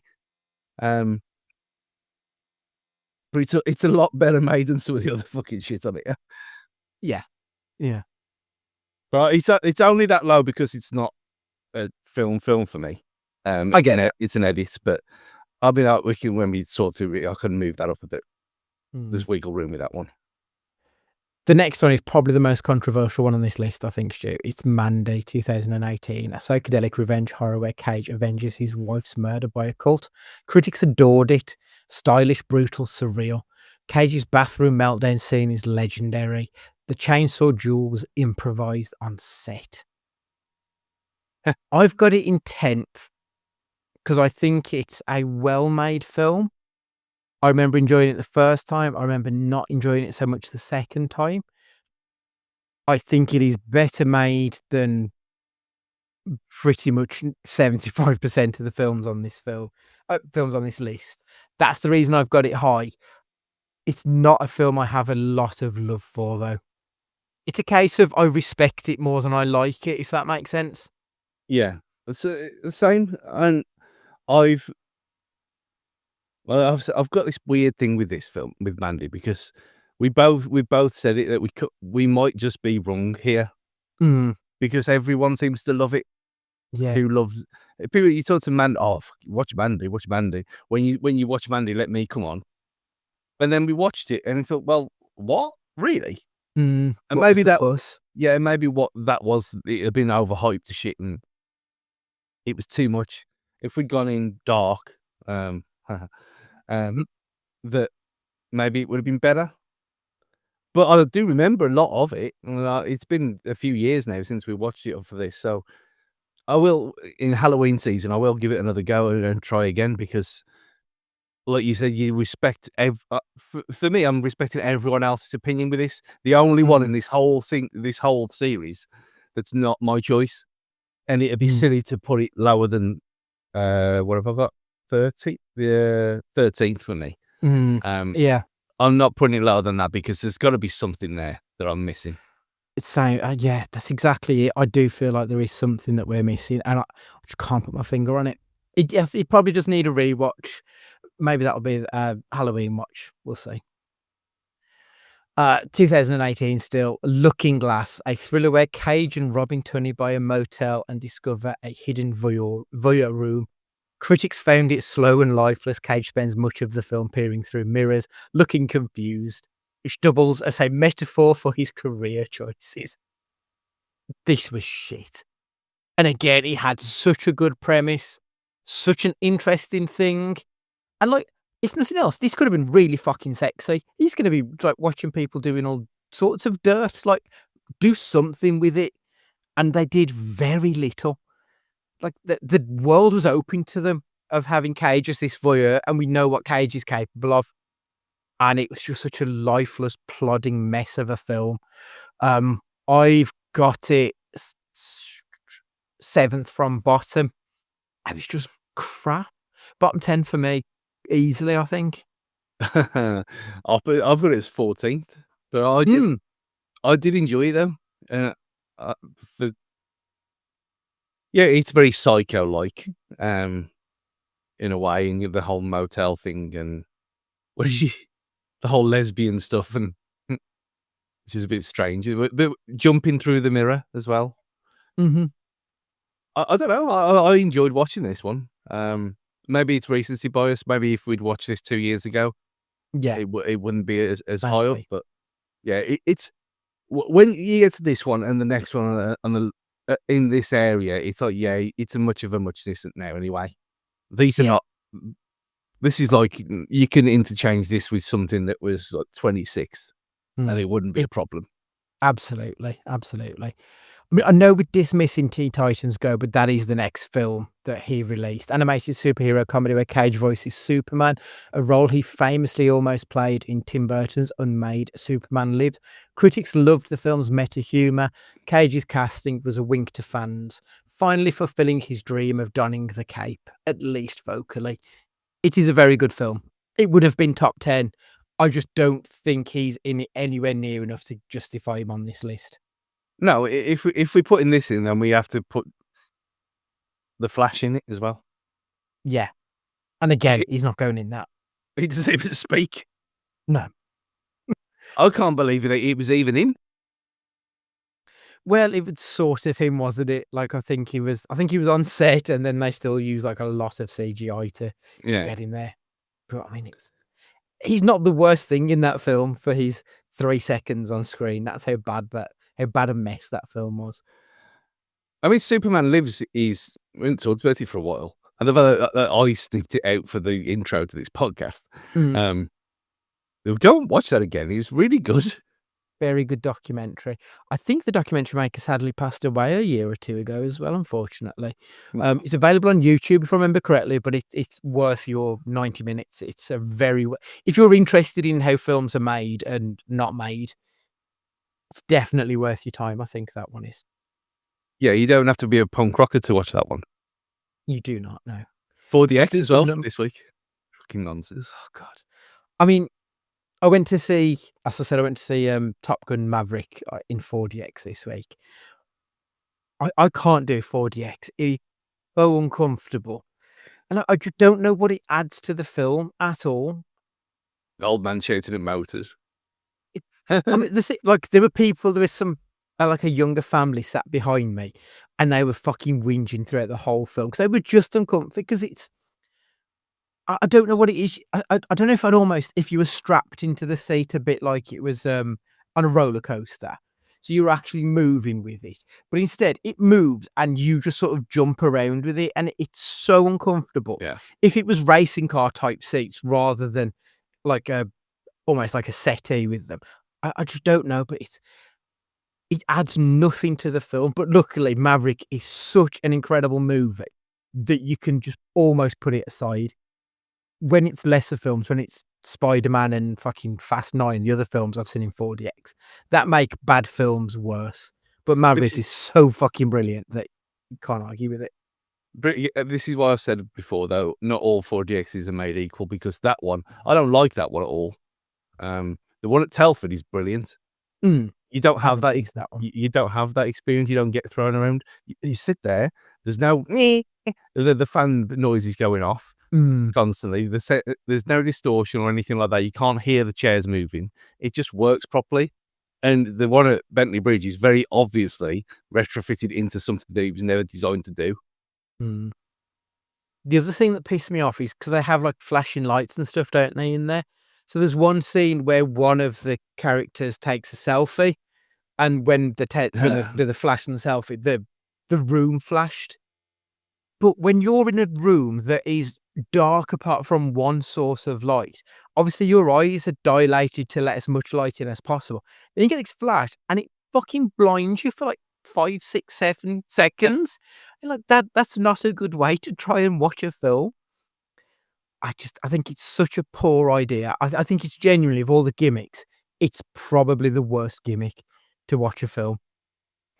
I'll say when films are made for it and not adapted for it, like Rogue One in 4DX was one of the best experiences I ever had.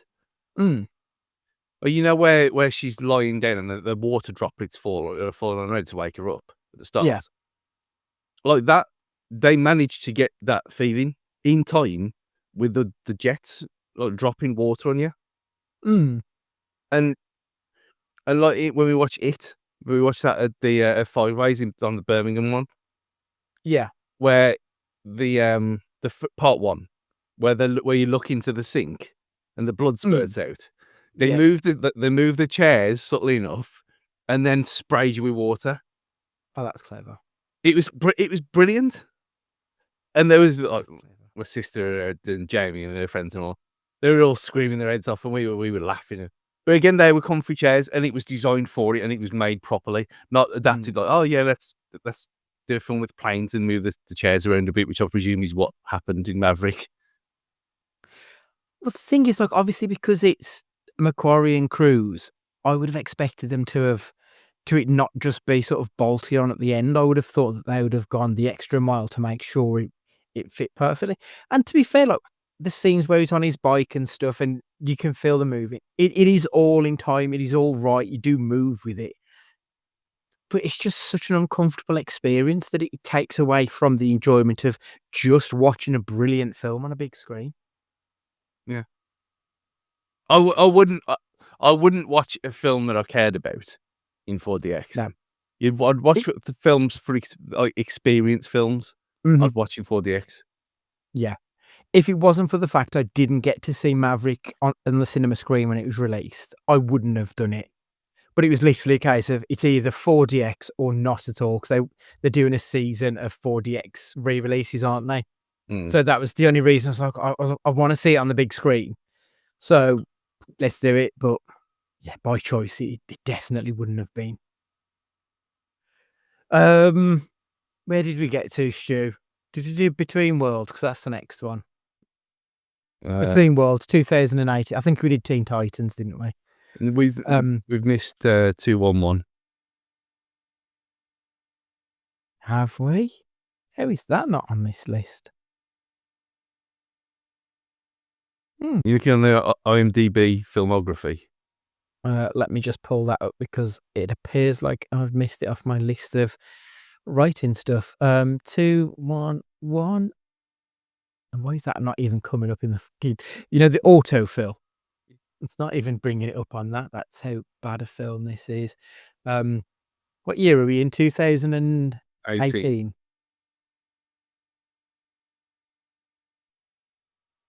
That's weird. I don't know why that's not on the list. So let me quickly find that. Jeez. It's one of them that's so bad you have to go through Nick Cage's filmography to find it.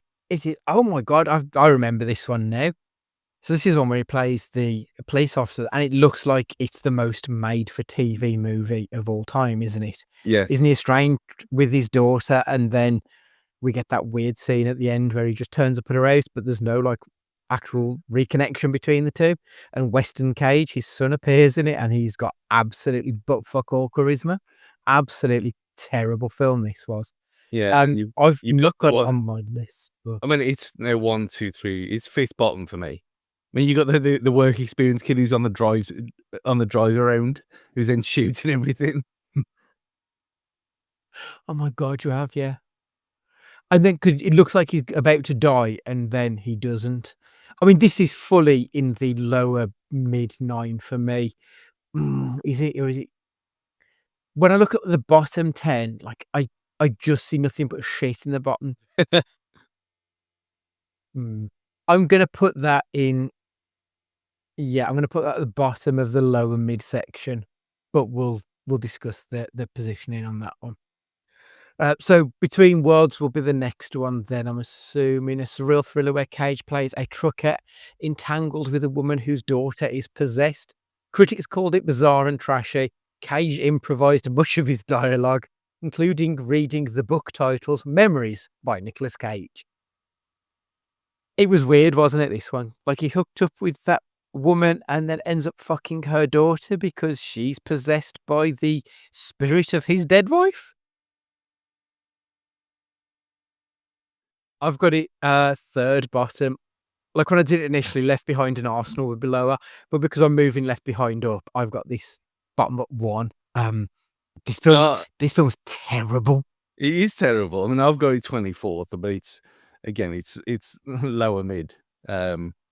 Just because it was bizarre, and again, it was more memorable than some of the other stuff. But it's not good. When you said about the thing, things like Looking this, you could put Looking Glass below this, and it wouldn't matter. In my mind, they're completely interchangeable, these two films. I'm not sure. Maybe it's because they both sort of sound like chapters of Alice in Wonderland. That I think it could just be the same film, as far as I'm concerned. Weird movie. That's Between Worlds. So the next film is 2018's Spider-Man Into the Spider-Verse. Cage voices Spider-Man Noir, a black and white detective Spidey. Critics hailed the film as groundbreaking animation. Cage leaned into the 1930s pulp slang, delivering lines like, "I used to drink egg creams and fight Nazis." This is the best film of that period. It's my number 1. I don't know if Cage is in it enough to really count it, but I think this film is fucking brilliant. Yeah, that's the only reason why it's I've got it 4th, and I've got Snowden 5th for that reason, that he's very much a cameo. Yeah, he's in it more than Teen Titans, so it deserves to be on the list. Yeah, but he's not in it as much as Kick-Ass, so that's the only reason it's there, because Spider-Verse is one of the best films of the last 20 years. For anything. I think that is entirely reasonable. I love this film. I love the sequel. I cannot wait for 2027. Considering we're supposed to have had it last year, I just can't wait to see what's going to happen next. And obviously, in the meantime, between waiting for the next movie, we've got Nick Cage in the TV show Spider-Man Noir. I'm so excited to see it. Like, I'm not a huge Marvel comic book reader, but Spider-Man is the one. And I generally prefer Miles as a character. Maybe it's because he's new and fresh, and I kind of like that. Whereas Peter Parker always felt a little bit stuffy. So that leaning into like the Spider-Verse of it all, I really liked that it was a fresh take on this character. Yeah, I loved it. Absolutely love that film.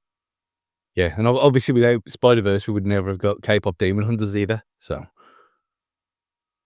I mean, you're probably right, because stuff like Spider-Verse, the way that the animation, it didn't just move forward. It took a fucking hop, skip, and a jump forward. Like, it was just miles ahead of everything else that we'd seen at that point. It felt revolutionary. miles ahead. Yeah. No, genuinely, like, it's just, Yeah, and we had the movement from traditional cel-shaded 2D to Toy Story, and then we had Toy Story kind of animation for years that looked better and better, but then we got Spider-Verse that was just fucking otherworldly. Yeah, and obviously K-pop is Sony Pictures animation anyway. But again, we wouldn't have got TMNT Mutant Mayhem either. Yeah, and again, one of the best looking films of some time. Just, yeah, incredible. Absolutely adore that film. A score to settle, 2019 now, Stu. We're in the final straight. Cage plays a dying ex-con seeking revenge whilst reconnecting with his estranged son. Critics found it uneven, though Crage's performance was heartfelt. The father-son dynamic gives it more weight than most of his VOD thrillers. Where have I put this one? I think I've put it... Where is it? A score to settle. Oh, I've got it top of the bottom 10. That kind of feels a bit harsh now. Like, it's not a good film. It is very uneven. But I didn't predict the twist. I remember stuff in that a lot better than I do some of the other stuff. Especially stuff like, USS Indianapolis and the shit like that. I do remember more of it. So I think I've been a bit harsh putting it in the bottom 10. Where have you got it? I had it 29th as well, bottom 10. But again, if you take that away from it, it's pretty shit. It's pretty shit, to be fair, isn't it? But it's just a guy gets out of prison revenge film. Yeah. It is very paint by numbers, isn't it? I suppose. Speaking of painting, again, you've had about 3 or 4 weeks to watch this film now, and we talked about it anyway. But the twist is the best part of the film by a country mile, and it's not like Sixth Sense stuff. But I guess that's the closest you could think of. I mean, going into watching, I can't remember how I felt when that moment happened in that film because it hadn't been spoiled for me. I already knew it going into Sixth Sense. I knew what was going to happen. It didn't diminish it. Like, it's still a very good film, but I knew he saw dead people. But yeah. It reminded me of the Scrubs episode where Dr. Cox is seeing Brendan Fraser because he discovers it at the graveside like he does in the film. So I had that, which I kind of liked because obviously being a massive Scrubs fan, and it arced back to that. But yeah, it is shit. When is the Scrubs reboot? Is that happening now? Yes, I assume they'll be recording, filming, writing, whatever at the moment. So they'll probably start the actual filming of it early next year. So I suspect we'll probably see it towards the end of the year. They've all signed back on. It's all been confirmed. Zach and Donald have pretty much they've stopped the podcast because they're busy now. They've got that to do. So yeah, it's going ahead. I hope it's better than season 9, which doesn't exist in my world. It ended at season 8. So the second film of 2019 is Colour Out of Space, a Lovecraftian horror where Cage's family is consumed by an alien force. Critics praised its cosmic dread and Cage's escalating madness. His alpaca milking dialogue is unforgettable. Directed by Richard Stanley, it marked his comeback before Stanley's career imploded. I wonder what happened with that, because I know he was accused of abusing his partner, but I'm sure I saw something about I don't know if she recanted what she said or what, but I know that like a lot of shit went down after the fact as well, which, yeah, it seemed a bit of a bizarre tale that was something, it was kind of unresolved, I think. The film itself, though, ended up being an absolute fucking belter. I watched it a couple of months ago. It was on 5-star, like a late night on a Saturday night. I think it was like fucking 1:30. I'm like, well, I'm stopping up and watching that again because I think it's an absolutely brilliant film. It's my third. My third as well. I think it's tremendous. I mean, from the very first time that we saw it, we I think even Matt liked it as well, which is weird for a film like this, that he's not scared of. But it's not really scary, is it? It's more gross out body horror than anything else. The whole thing in the attic and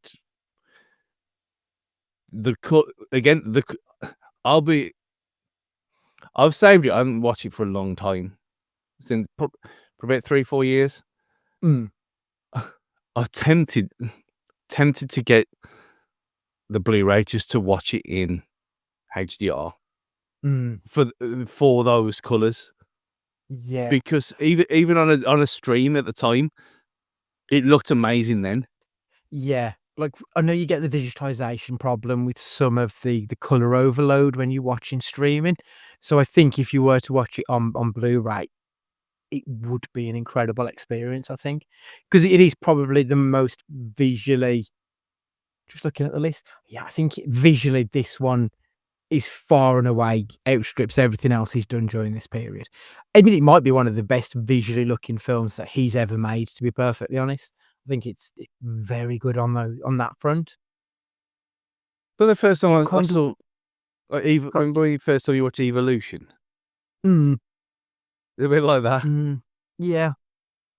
Like, it had no right to be that impressive looking. Because it was a straight to this, especially like this is like straight to DVD. I know Evolution got a bit of it, but it should have looked shit, and Yeah. it just didn't. Oh yeah, I wish we'd have got the planned trilogy. I know why Backers backed away from Stanley after the allegations. I would have loved to have seen what else was going to come from the Lovecraftian trilogy that was planned. Just such an interesting movie this one was for me. 2019. How many films in 2019 have you got? So 1, 2, 3, 4, 5, 6 films in Christ. Running with the Devil. Cage plays a drug trafficker in a globe-trotting cartel thriller. Critics found it generic and confusing. Cage is oddly subdued, letting Lawrence Fishburne chew the scenery instead. This wasn't a good film either. It was all over the place. It had like a couple of good moments early doors when you got Lawrence Fishburne doing the crazy Cage for a change. I've got it in the bottom 10 because it was just a bit shit. Yeah, same. 30th, bottom, 9th from bottom. Yeah, I think I've got it one place lower than you. And it's just crap. All the drug, like what we said a couple of weeks ago, the drugs, the drug pricing going up, and that was interesting. It should have been a documentary rather than a film. Yeah, that's absolutely it. Kill Chain, neo-noir set in a seedy hotel with Cage's and mysterious hitman. Reviews are poor, though some admired its pulpy style. Cage spends too much of the film brooding in shadows, which suits him. I've got this top of the bottom half. Again, because I kind of liked the idea of it, that it was, one day in the life of these people and things had just gone batshit crazy. There's a load of hitmen coming to kill this woman, and Cage was there to try and save her.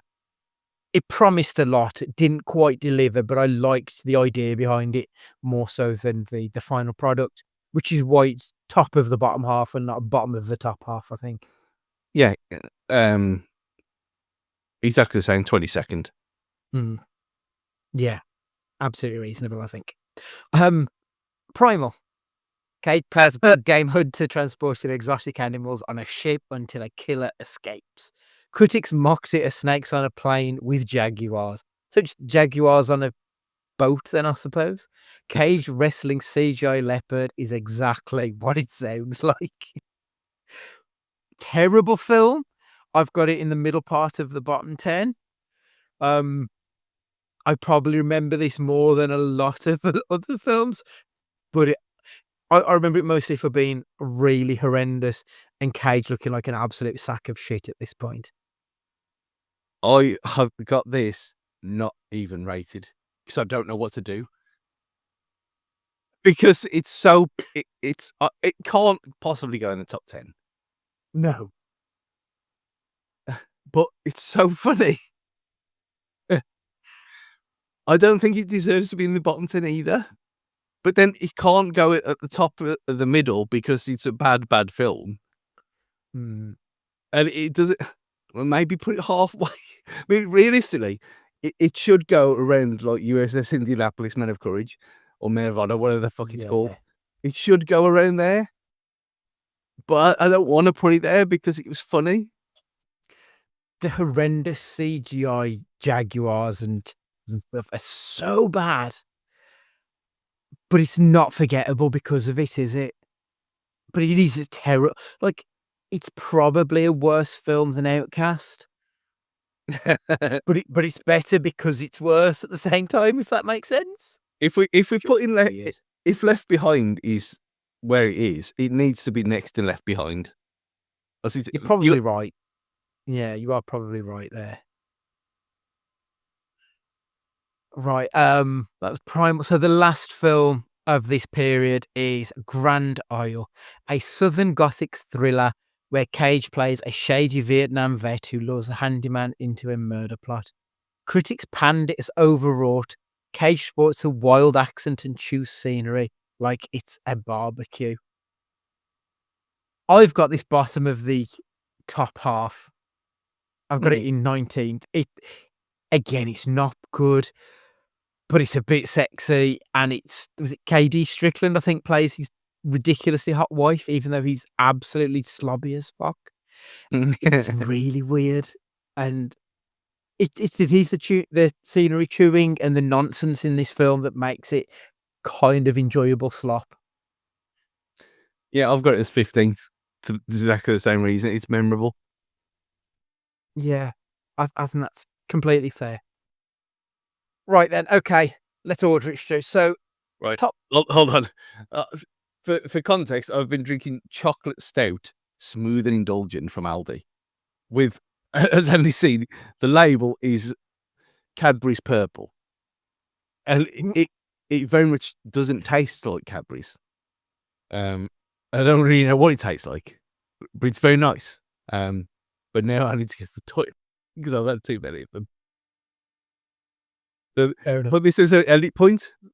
Back in 2 minutes. Okay. Right. Okay. So let's break it down because there's a lot to get through. So top 10. In my top 10 then, Stu, I'll tell you mine in order that I've got them written down. I've got Into the Spider-Verse, Kick-Ass, Colour Out of Space, Joe, Snowden, The Croods, Mom and Dad, Dark, Drive Angry, and Mandy. I'm quite happy that I think Dark probably needs to be a bit lower. So I'll be moving that one out of the list. So I've got 9 of my top 10. What have you got in your top 10 in order? So in order of number 1 first. So Joe, Kick-Ass, Colour Out of Space, Spider-Verse, Snowden, Sorcerer's Apprentice, The Croods, Mom and Dad, Army of One, Drive Angry. Right, okay. So Sorcerer's Apprentice, Army of One. So I think those are the only 2 that were different, wasn't it? Sorry, Sorcerer's Apprentice and Army of One are the only 2 films that... Because you've not got Mandy in yours either. Okay, so I think is Kick-Ass the best? Because that's the one that we both agree is second. So in real terms, does that make it the best one, do you think? I mean, Kick-Ass is a great film anyway, and he is more than enough to qualify. Yeah. So for argument's sake, then probably, yeah. Yeah, and I think then that puts Joe in second. I've got it below Colour Out of Space, but you've got it above Kick-Ass. So I think Joe probably is the second best of... If we even it out, I think that works out right. Yeah. And then Colour Out of Space? Yeah. And then Into the Spider-Verse? Yeah. Yeah. Super. Okay, so that's those 4 done. We both had Snowden in 5th. Yeah. What did you have in 6th? Sorcerer's Apprentice. I'm not sure. I don't think I'd put that in my top 10. What have you got next? Croods. I've got The Croods in 6th. And I've got Mom and Dad in 7th. What would you got for 7th? I had The Croods in 7th and Mom and Dad in 8th. Okay. So how about we do... I mean, yeah, Mom and Dad is better. I could move Sorcerer's Apprentice down to 8th. I could do that because then you got Croods and Mom and Dad are both above it. Do you think Drive Angry should be after Mom and Dad, and then Sorcerer's Apprentice. We've both got Drive Angry in the top 10 as well. Yeah, okay, yeah, that's fair. Right, okay, so Drive Angry, Sorcerers. Okay, right, so that then... So that's 9 films. So what have we got left? So I had Mandy, you had Army of One, I had Dark, which you've got much lower, so I think that should probably be somewhere in the middle, shouldn't it? What have you got top of the middle section, Stu? Trespass. Trespass, Inconceivable, Mandy.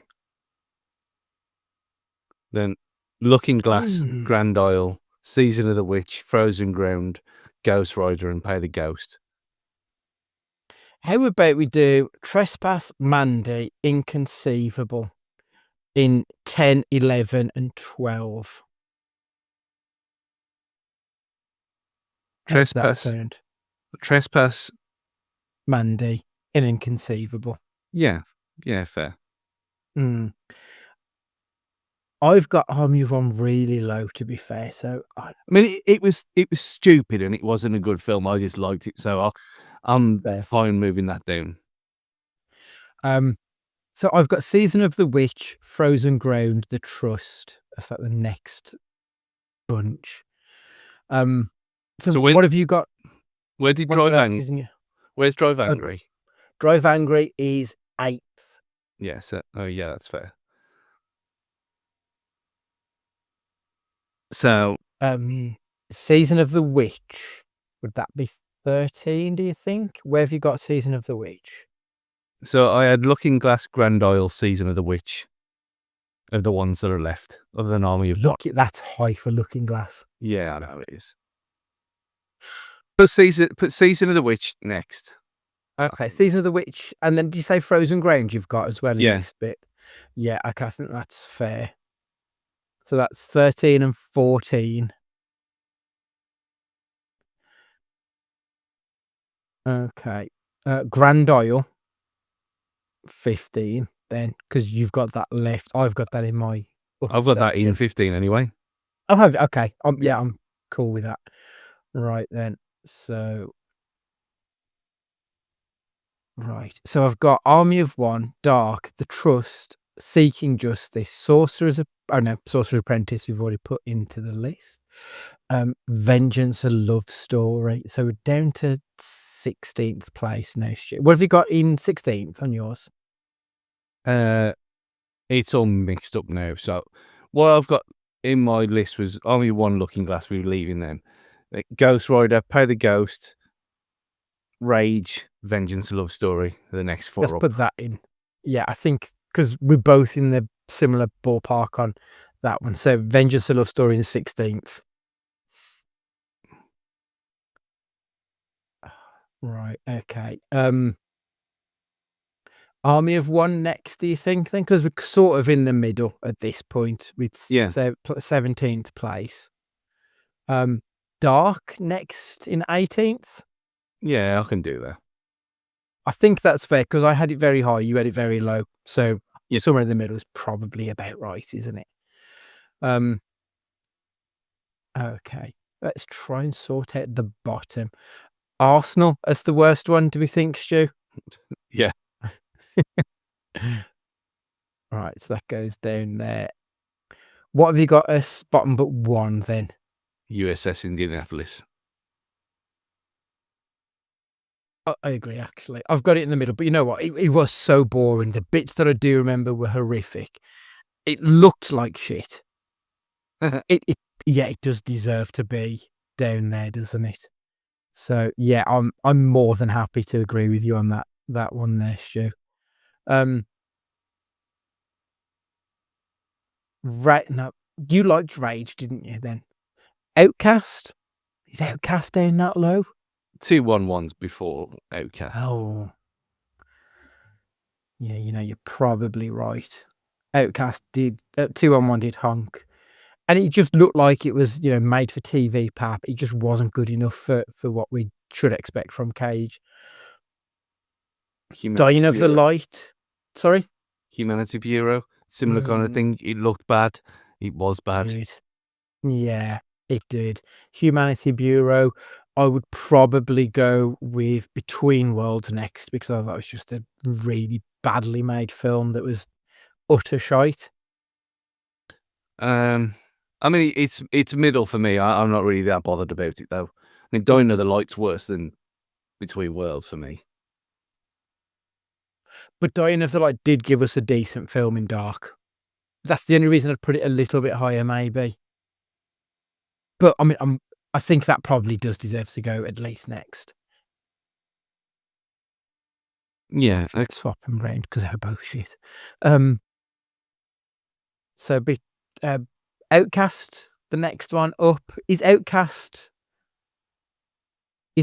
worse than Rage and Looking Glass? Oh, you like Looking Glass? Oh well, I liked it. It was in the middle part. The next run of 4 in the bottom that I've got A Score to Settle, Running with the Devil, Rage, and Outcast. Any of those tickle your fancy for bottom but 6th? So 7th worst.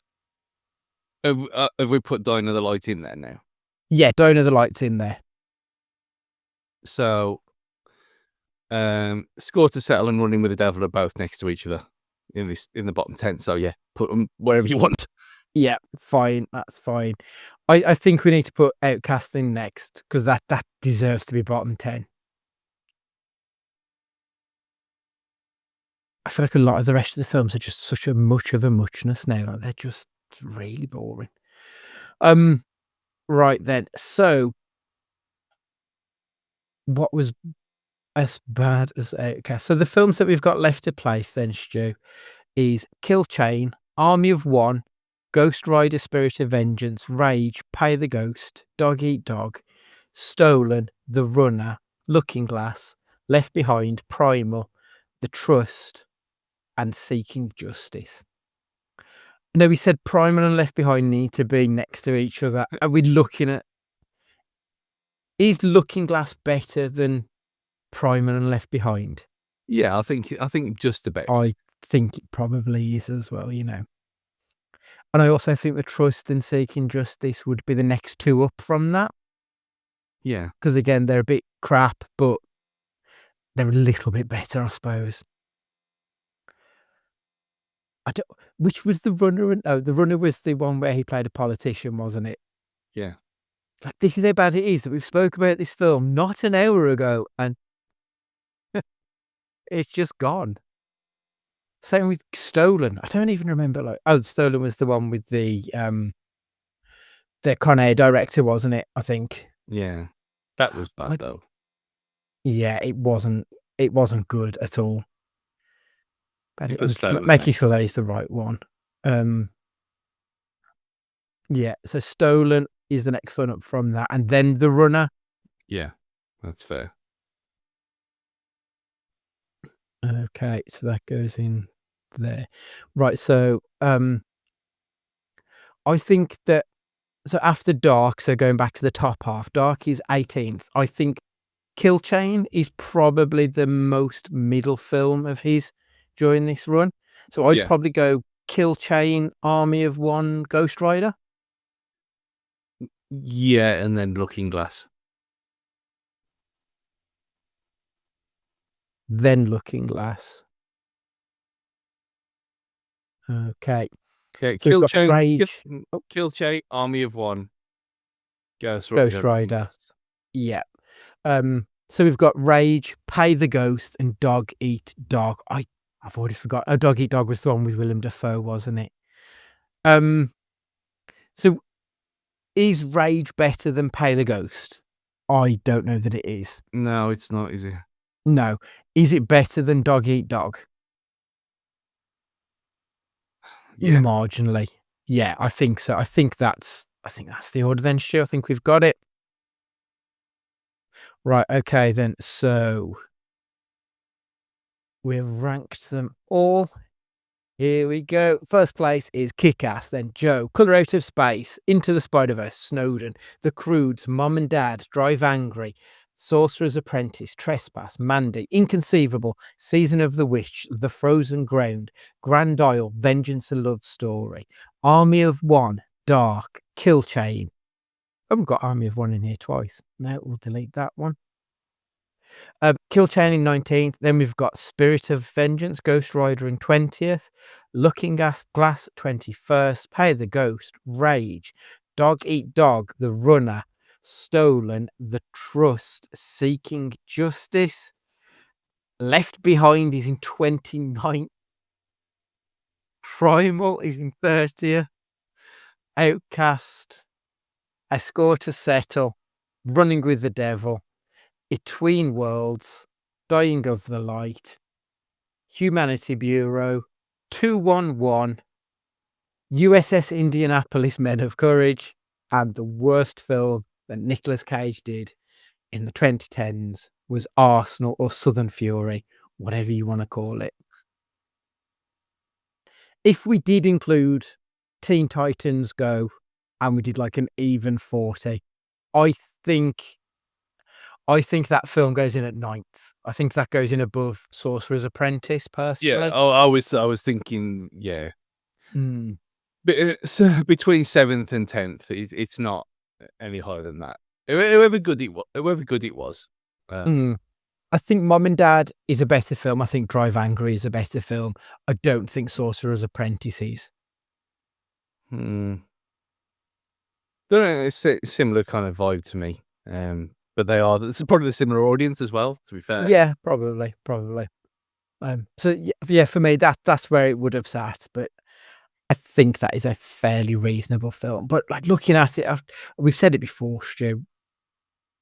There's that period of time when you're looking probably 2016 to 19, just some real forgettable shit in there, which is it's such a poor reflection of Cage's career when he's done some really interesting work before it, and he's gone on to make some of the best work of his career after it. I mean, don't get the still stuff like Prisoners of the Ghostland and some weird films that aren't great. But I think that period of time really does him a disservice as an actor. Yeah. But then you look at this and you look at the top 10 of the 80s, top 10 of the 90s, top 10 of the 2000s, and then 2010s. There's 40 films there that are pretty excellent. Absolutely. I like 100%. He's got some real fucking corkers in this run that I think are just. I mean, doing a top 10 of them 40 films would be hard. Very difficult. Because I know when we've done top 5s before of like the whole period, we've discounted Kick-Ass because it's not really a Nick Cage film. But this is the best film that he's in this run. That's how good his filmography is that we need to find reasons to exclude Kick-Ass and Into the Spider-Verse because they are absolute masterpieces. Joe, I think, might be one of, like, not just of this run, but one of his best performances that he's ever given in any decade. I think it's brilliant. I'm kind of amazed he wasn't Oscar nominated for it. I thought it was magnificent in that film. Yeah, easily. Yeah.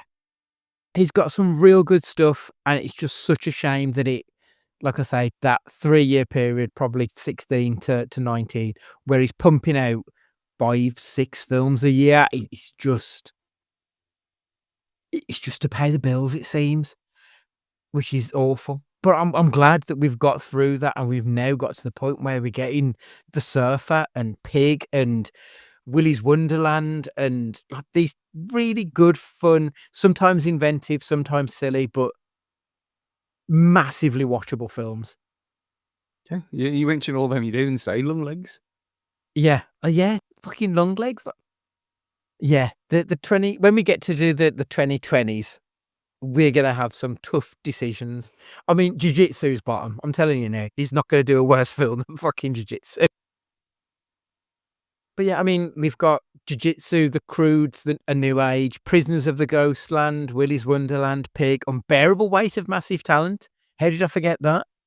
And then we've got like Butcher's Cross in the old way. They weren't great. Renfield, Flash doesn't count. Sympathy for the Devil, I remember quite enjoying, even though it was just a bit of a small indie film. Dream Scenario, The Retirement Plan, Arcadian, Surfer, Longlegs, Gunslingers wasn't great. We've got some high highs and some low lows again, I think. It's probably going to be a list of two halves, isn't it? Thinking about it. The Old Way is worse than Jiu-Jitsu. Gunslingers is... I think Gunslingers is worse than The Old Way. But it's... But he does that accent, which does that put it up a little bit? Because, yeah, The Old Way was boring as shit, wasn't it? We'll have some tough decisions to make in 4 years and 3 months' time. So even Arcadian, like Arcadian's better than half of the stuff he did in the decade that we just talked about. Yeah, I quite enjoyed Arcadian. And again, it was another one. I think it was straight to DVD. It got very little. No, so I think it had a couple of showings at Cineworld, actually, if I remember correctly. I'm sure it was released. I'm sure it was released on like one day, and they got a couple of showings, and that was it. But at least he got something, I suppose. Yeah. Super. So I suppose really for October then, Stu, we need to talk about Cage. I think we need to give our... So what have I got? So next week is going to be a retrospective. So it's just going to be Cage by numbers, basically, next week, Stu. And then I think we'll do our top 10 favourite Cage films, our bottom 10 favourite Cage films. And then I'll think of something for the last one. At the moment, I'm thinking, what is the cagiest film? But I need to figure out what that is going to be. So that's going to be October. Alongside that, because I kind of want to keep up the idea of us watching a film. So it is Absurd Autumn. We're going to be watching one film a week from 1983, 84, 85, 86, 87, 88, 89 and 90. I picked 83 because obviously that's the year that we were born. And I've tried to find the most absurd film that I can find for each year of that runtime. And we're going to score these films out of 5 on a few different topics, which I will send to you, and we'll talk through it next week. So next week, we will be watching You're the Hunter from the Future from 1980. Caveman with a laser gun, pulp sci-fi cheese with unintentional hilarity. The fuck is this? I have absolutely no idea. Literally, all I knew is I wanted to watch They Live again. So I needed an excuse to build something around They Live. So this is it. So we'll be watching You're the Hunter from the Future, then The Toxic Avenger, then Jim Carter, which I can't fucking wait to watch again, Stu. You'll like that. Big Trouble in Little China, The Running Man, They Live, They Call Me Macho Woman, and The Ambulance. Because we've threatened to do an Eric Roberts film before, we're going to be doing The Ambulance. That's going to be the final film of Absurd Autumn. Is that The Ambulance that was remade like a couple of years ago? No, I don't think it is. I was going to say, because that's a good film.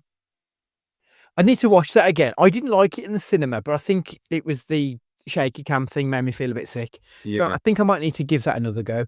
The Ambulance from 1990, Eric Roberts versus a sinister medical conspiracy. Pulpy, campy, and just weird enough. So that is going to be the next 2 months, and then we've got Christmas, and then we've got next year's stuff. What's this one for next week called? You're the Hunter from the Future, and it's Your YOR from 1983. You're the Hunter from the Future. Let me find it on IMDb, if it even exists on there. I mean, I'm hoping it does. YOR. Oh, yes, so it is. The Hunter from the Future. There we go. Oh, my God. Just look at the poster on IMDb. Original title, Il Mondo di Yor. Is this going to be English language? I don't know. We will find out. A warrior seeks his true origins in a seemingly prehistoric wasteland. Directed by Antonio Margaretti, which sounds like a pizza. He did Virtual Weapon in 1997. Indio 2 La Rivolta. Indio. Alien from the Deep. The Commander. he's got a lot of shit. They all look like they're proper B movies. I'm very excited by this smell. I can't wait. Yeah, so that's going to be next week's viewing stream. I'll send you the list over of the 5 categories we're going to score it, and we're going to try and find the most obscure film in that 8-year period. Yeah, I mean, Very specific. I mean, spoilers. We're not doing Eric Roberts films. We haven't got enough life left No, to do that. no. Like that cunt's got 300 movie credits. We would, yeah. I'm almost certain one of us will die before we get to the end of Eric Roberts. Thank you for joining us on this journey, everybody. Incredible. When is the secret project? We're doing it next year with the secret. Yes, the evolution. Yeah, we'll be doing. We'll do January as normal, so we'll talk about our top 5 of 2025. Review, preview, and then we'll start the new. That's from February next year. I'm really looking forward to it. Yeah, I think if it said that 5 years ago, I don't think it would have been as exciting as doing this. Somehow. Oh, I mean this has been a hell of a project. I genuinely, I mean, if we'd have stuck to the original plan, we'd have been done in 2.5 years, and it's taken us more than double that. But like, I have kind of loved having these random little offshoots and doing shit like when we got to watch The Room and talk about it, and fucking Money Plane. Like, The Money Plane, what a film that was. Absolutely honking, but I loved it. And I've really enjoyed doing some of these odd little side quests every now and again. So I'm quite looking forward to doing these next 8 weeks of just looking at other stuff. Yeah. And I suppose because we've done so much Cage that has been utterly absurd, it's almost like an extension of that, just without Nicolas Cage. So yeah, it's been exciting. I'm glad it's over. I'm glad we're up to date and we can have a breather from Cage on the odd occasion now. But we'll be back because, like you said, we've got Spider-Man Noir, we've got John Madden, we've got the Carpenter's Son, which the trailer's on IMDb and it looks horrendous. So we'll be back, and I think the next lot of films that we'll be doing, I don't think we'll have as many lows. I think they will generally be high quality for the majority. I don't think, off the top of my head, I don't think there's one less than a 7. Not of the ones I've seen. I know there's a couple in there that were not well received, but I'm still looking forward to it to see where it goes. I'm really looking forward to what's going to happen next, and I kind of hope we get blacklisted by the cult. I kind of want to be a suppressive person. That's all I'm going to say. I mean, we're going to have to watch a film that we've already watched in this run again. I know. Yeah, unfortunate, but it's going to have to be done. Like, I think, if anything, that's going to be the worst part. He's going to be the pre-90s. I think once we get into the 90s, then it's just fucking skyrocket to mostly very good stuff. Yeah. Excellent. Right, okay. So, find You're the Hunter from the future. Watch that. Join us next week. We'll be doing Nick Cage by numbers, and then there'll be the start of Absurd Autumn. At Cage Fighting Pod on the socials, cagefightingpod@gmail.com on any emails that you want to send us. If you want to make sure that you're subscribed on whatever podcast that you listen to, and if you could give us a 5-star review, we would love you forever. For this week, after 100 and something films, Stu. 118 films. Unreal. 1 directed, 2 TV appearances, and 1 TV show about swearing. I was going to say something about a peach, but I still haven't eaten a peach in the 5 years, so we don't need to talk about that anymore.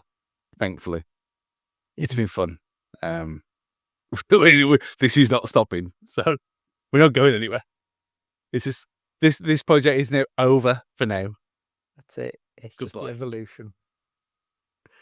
It's goodbye from me too. And remember, be excellent to each other.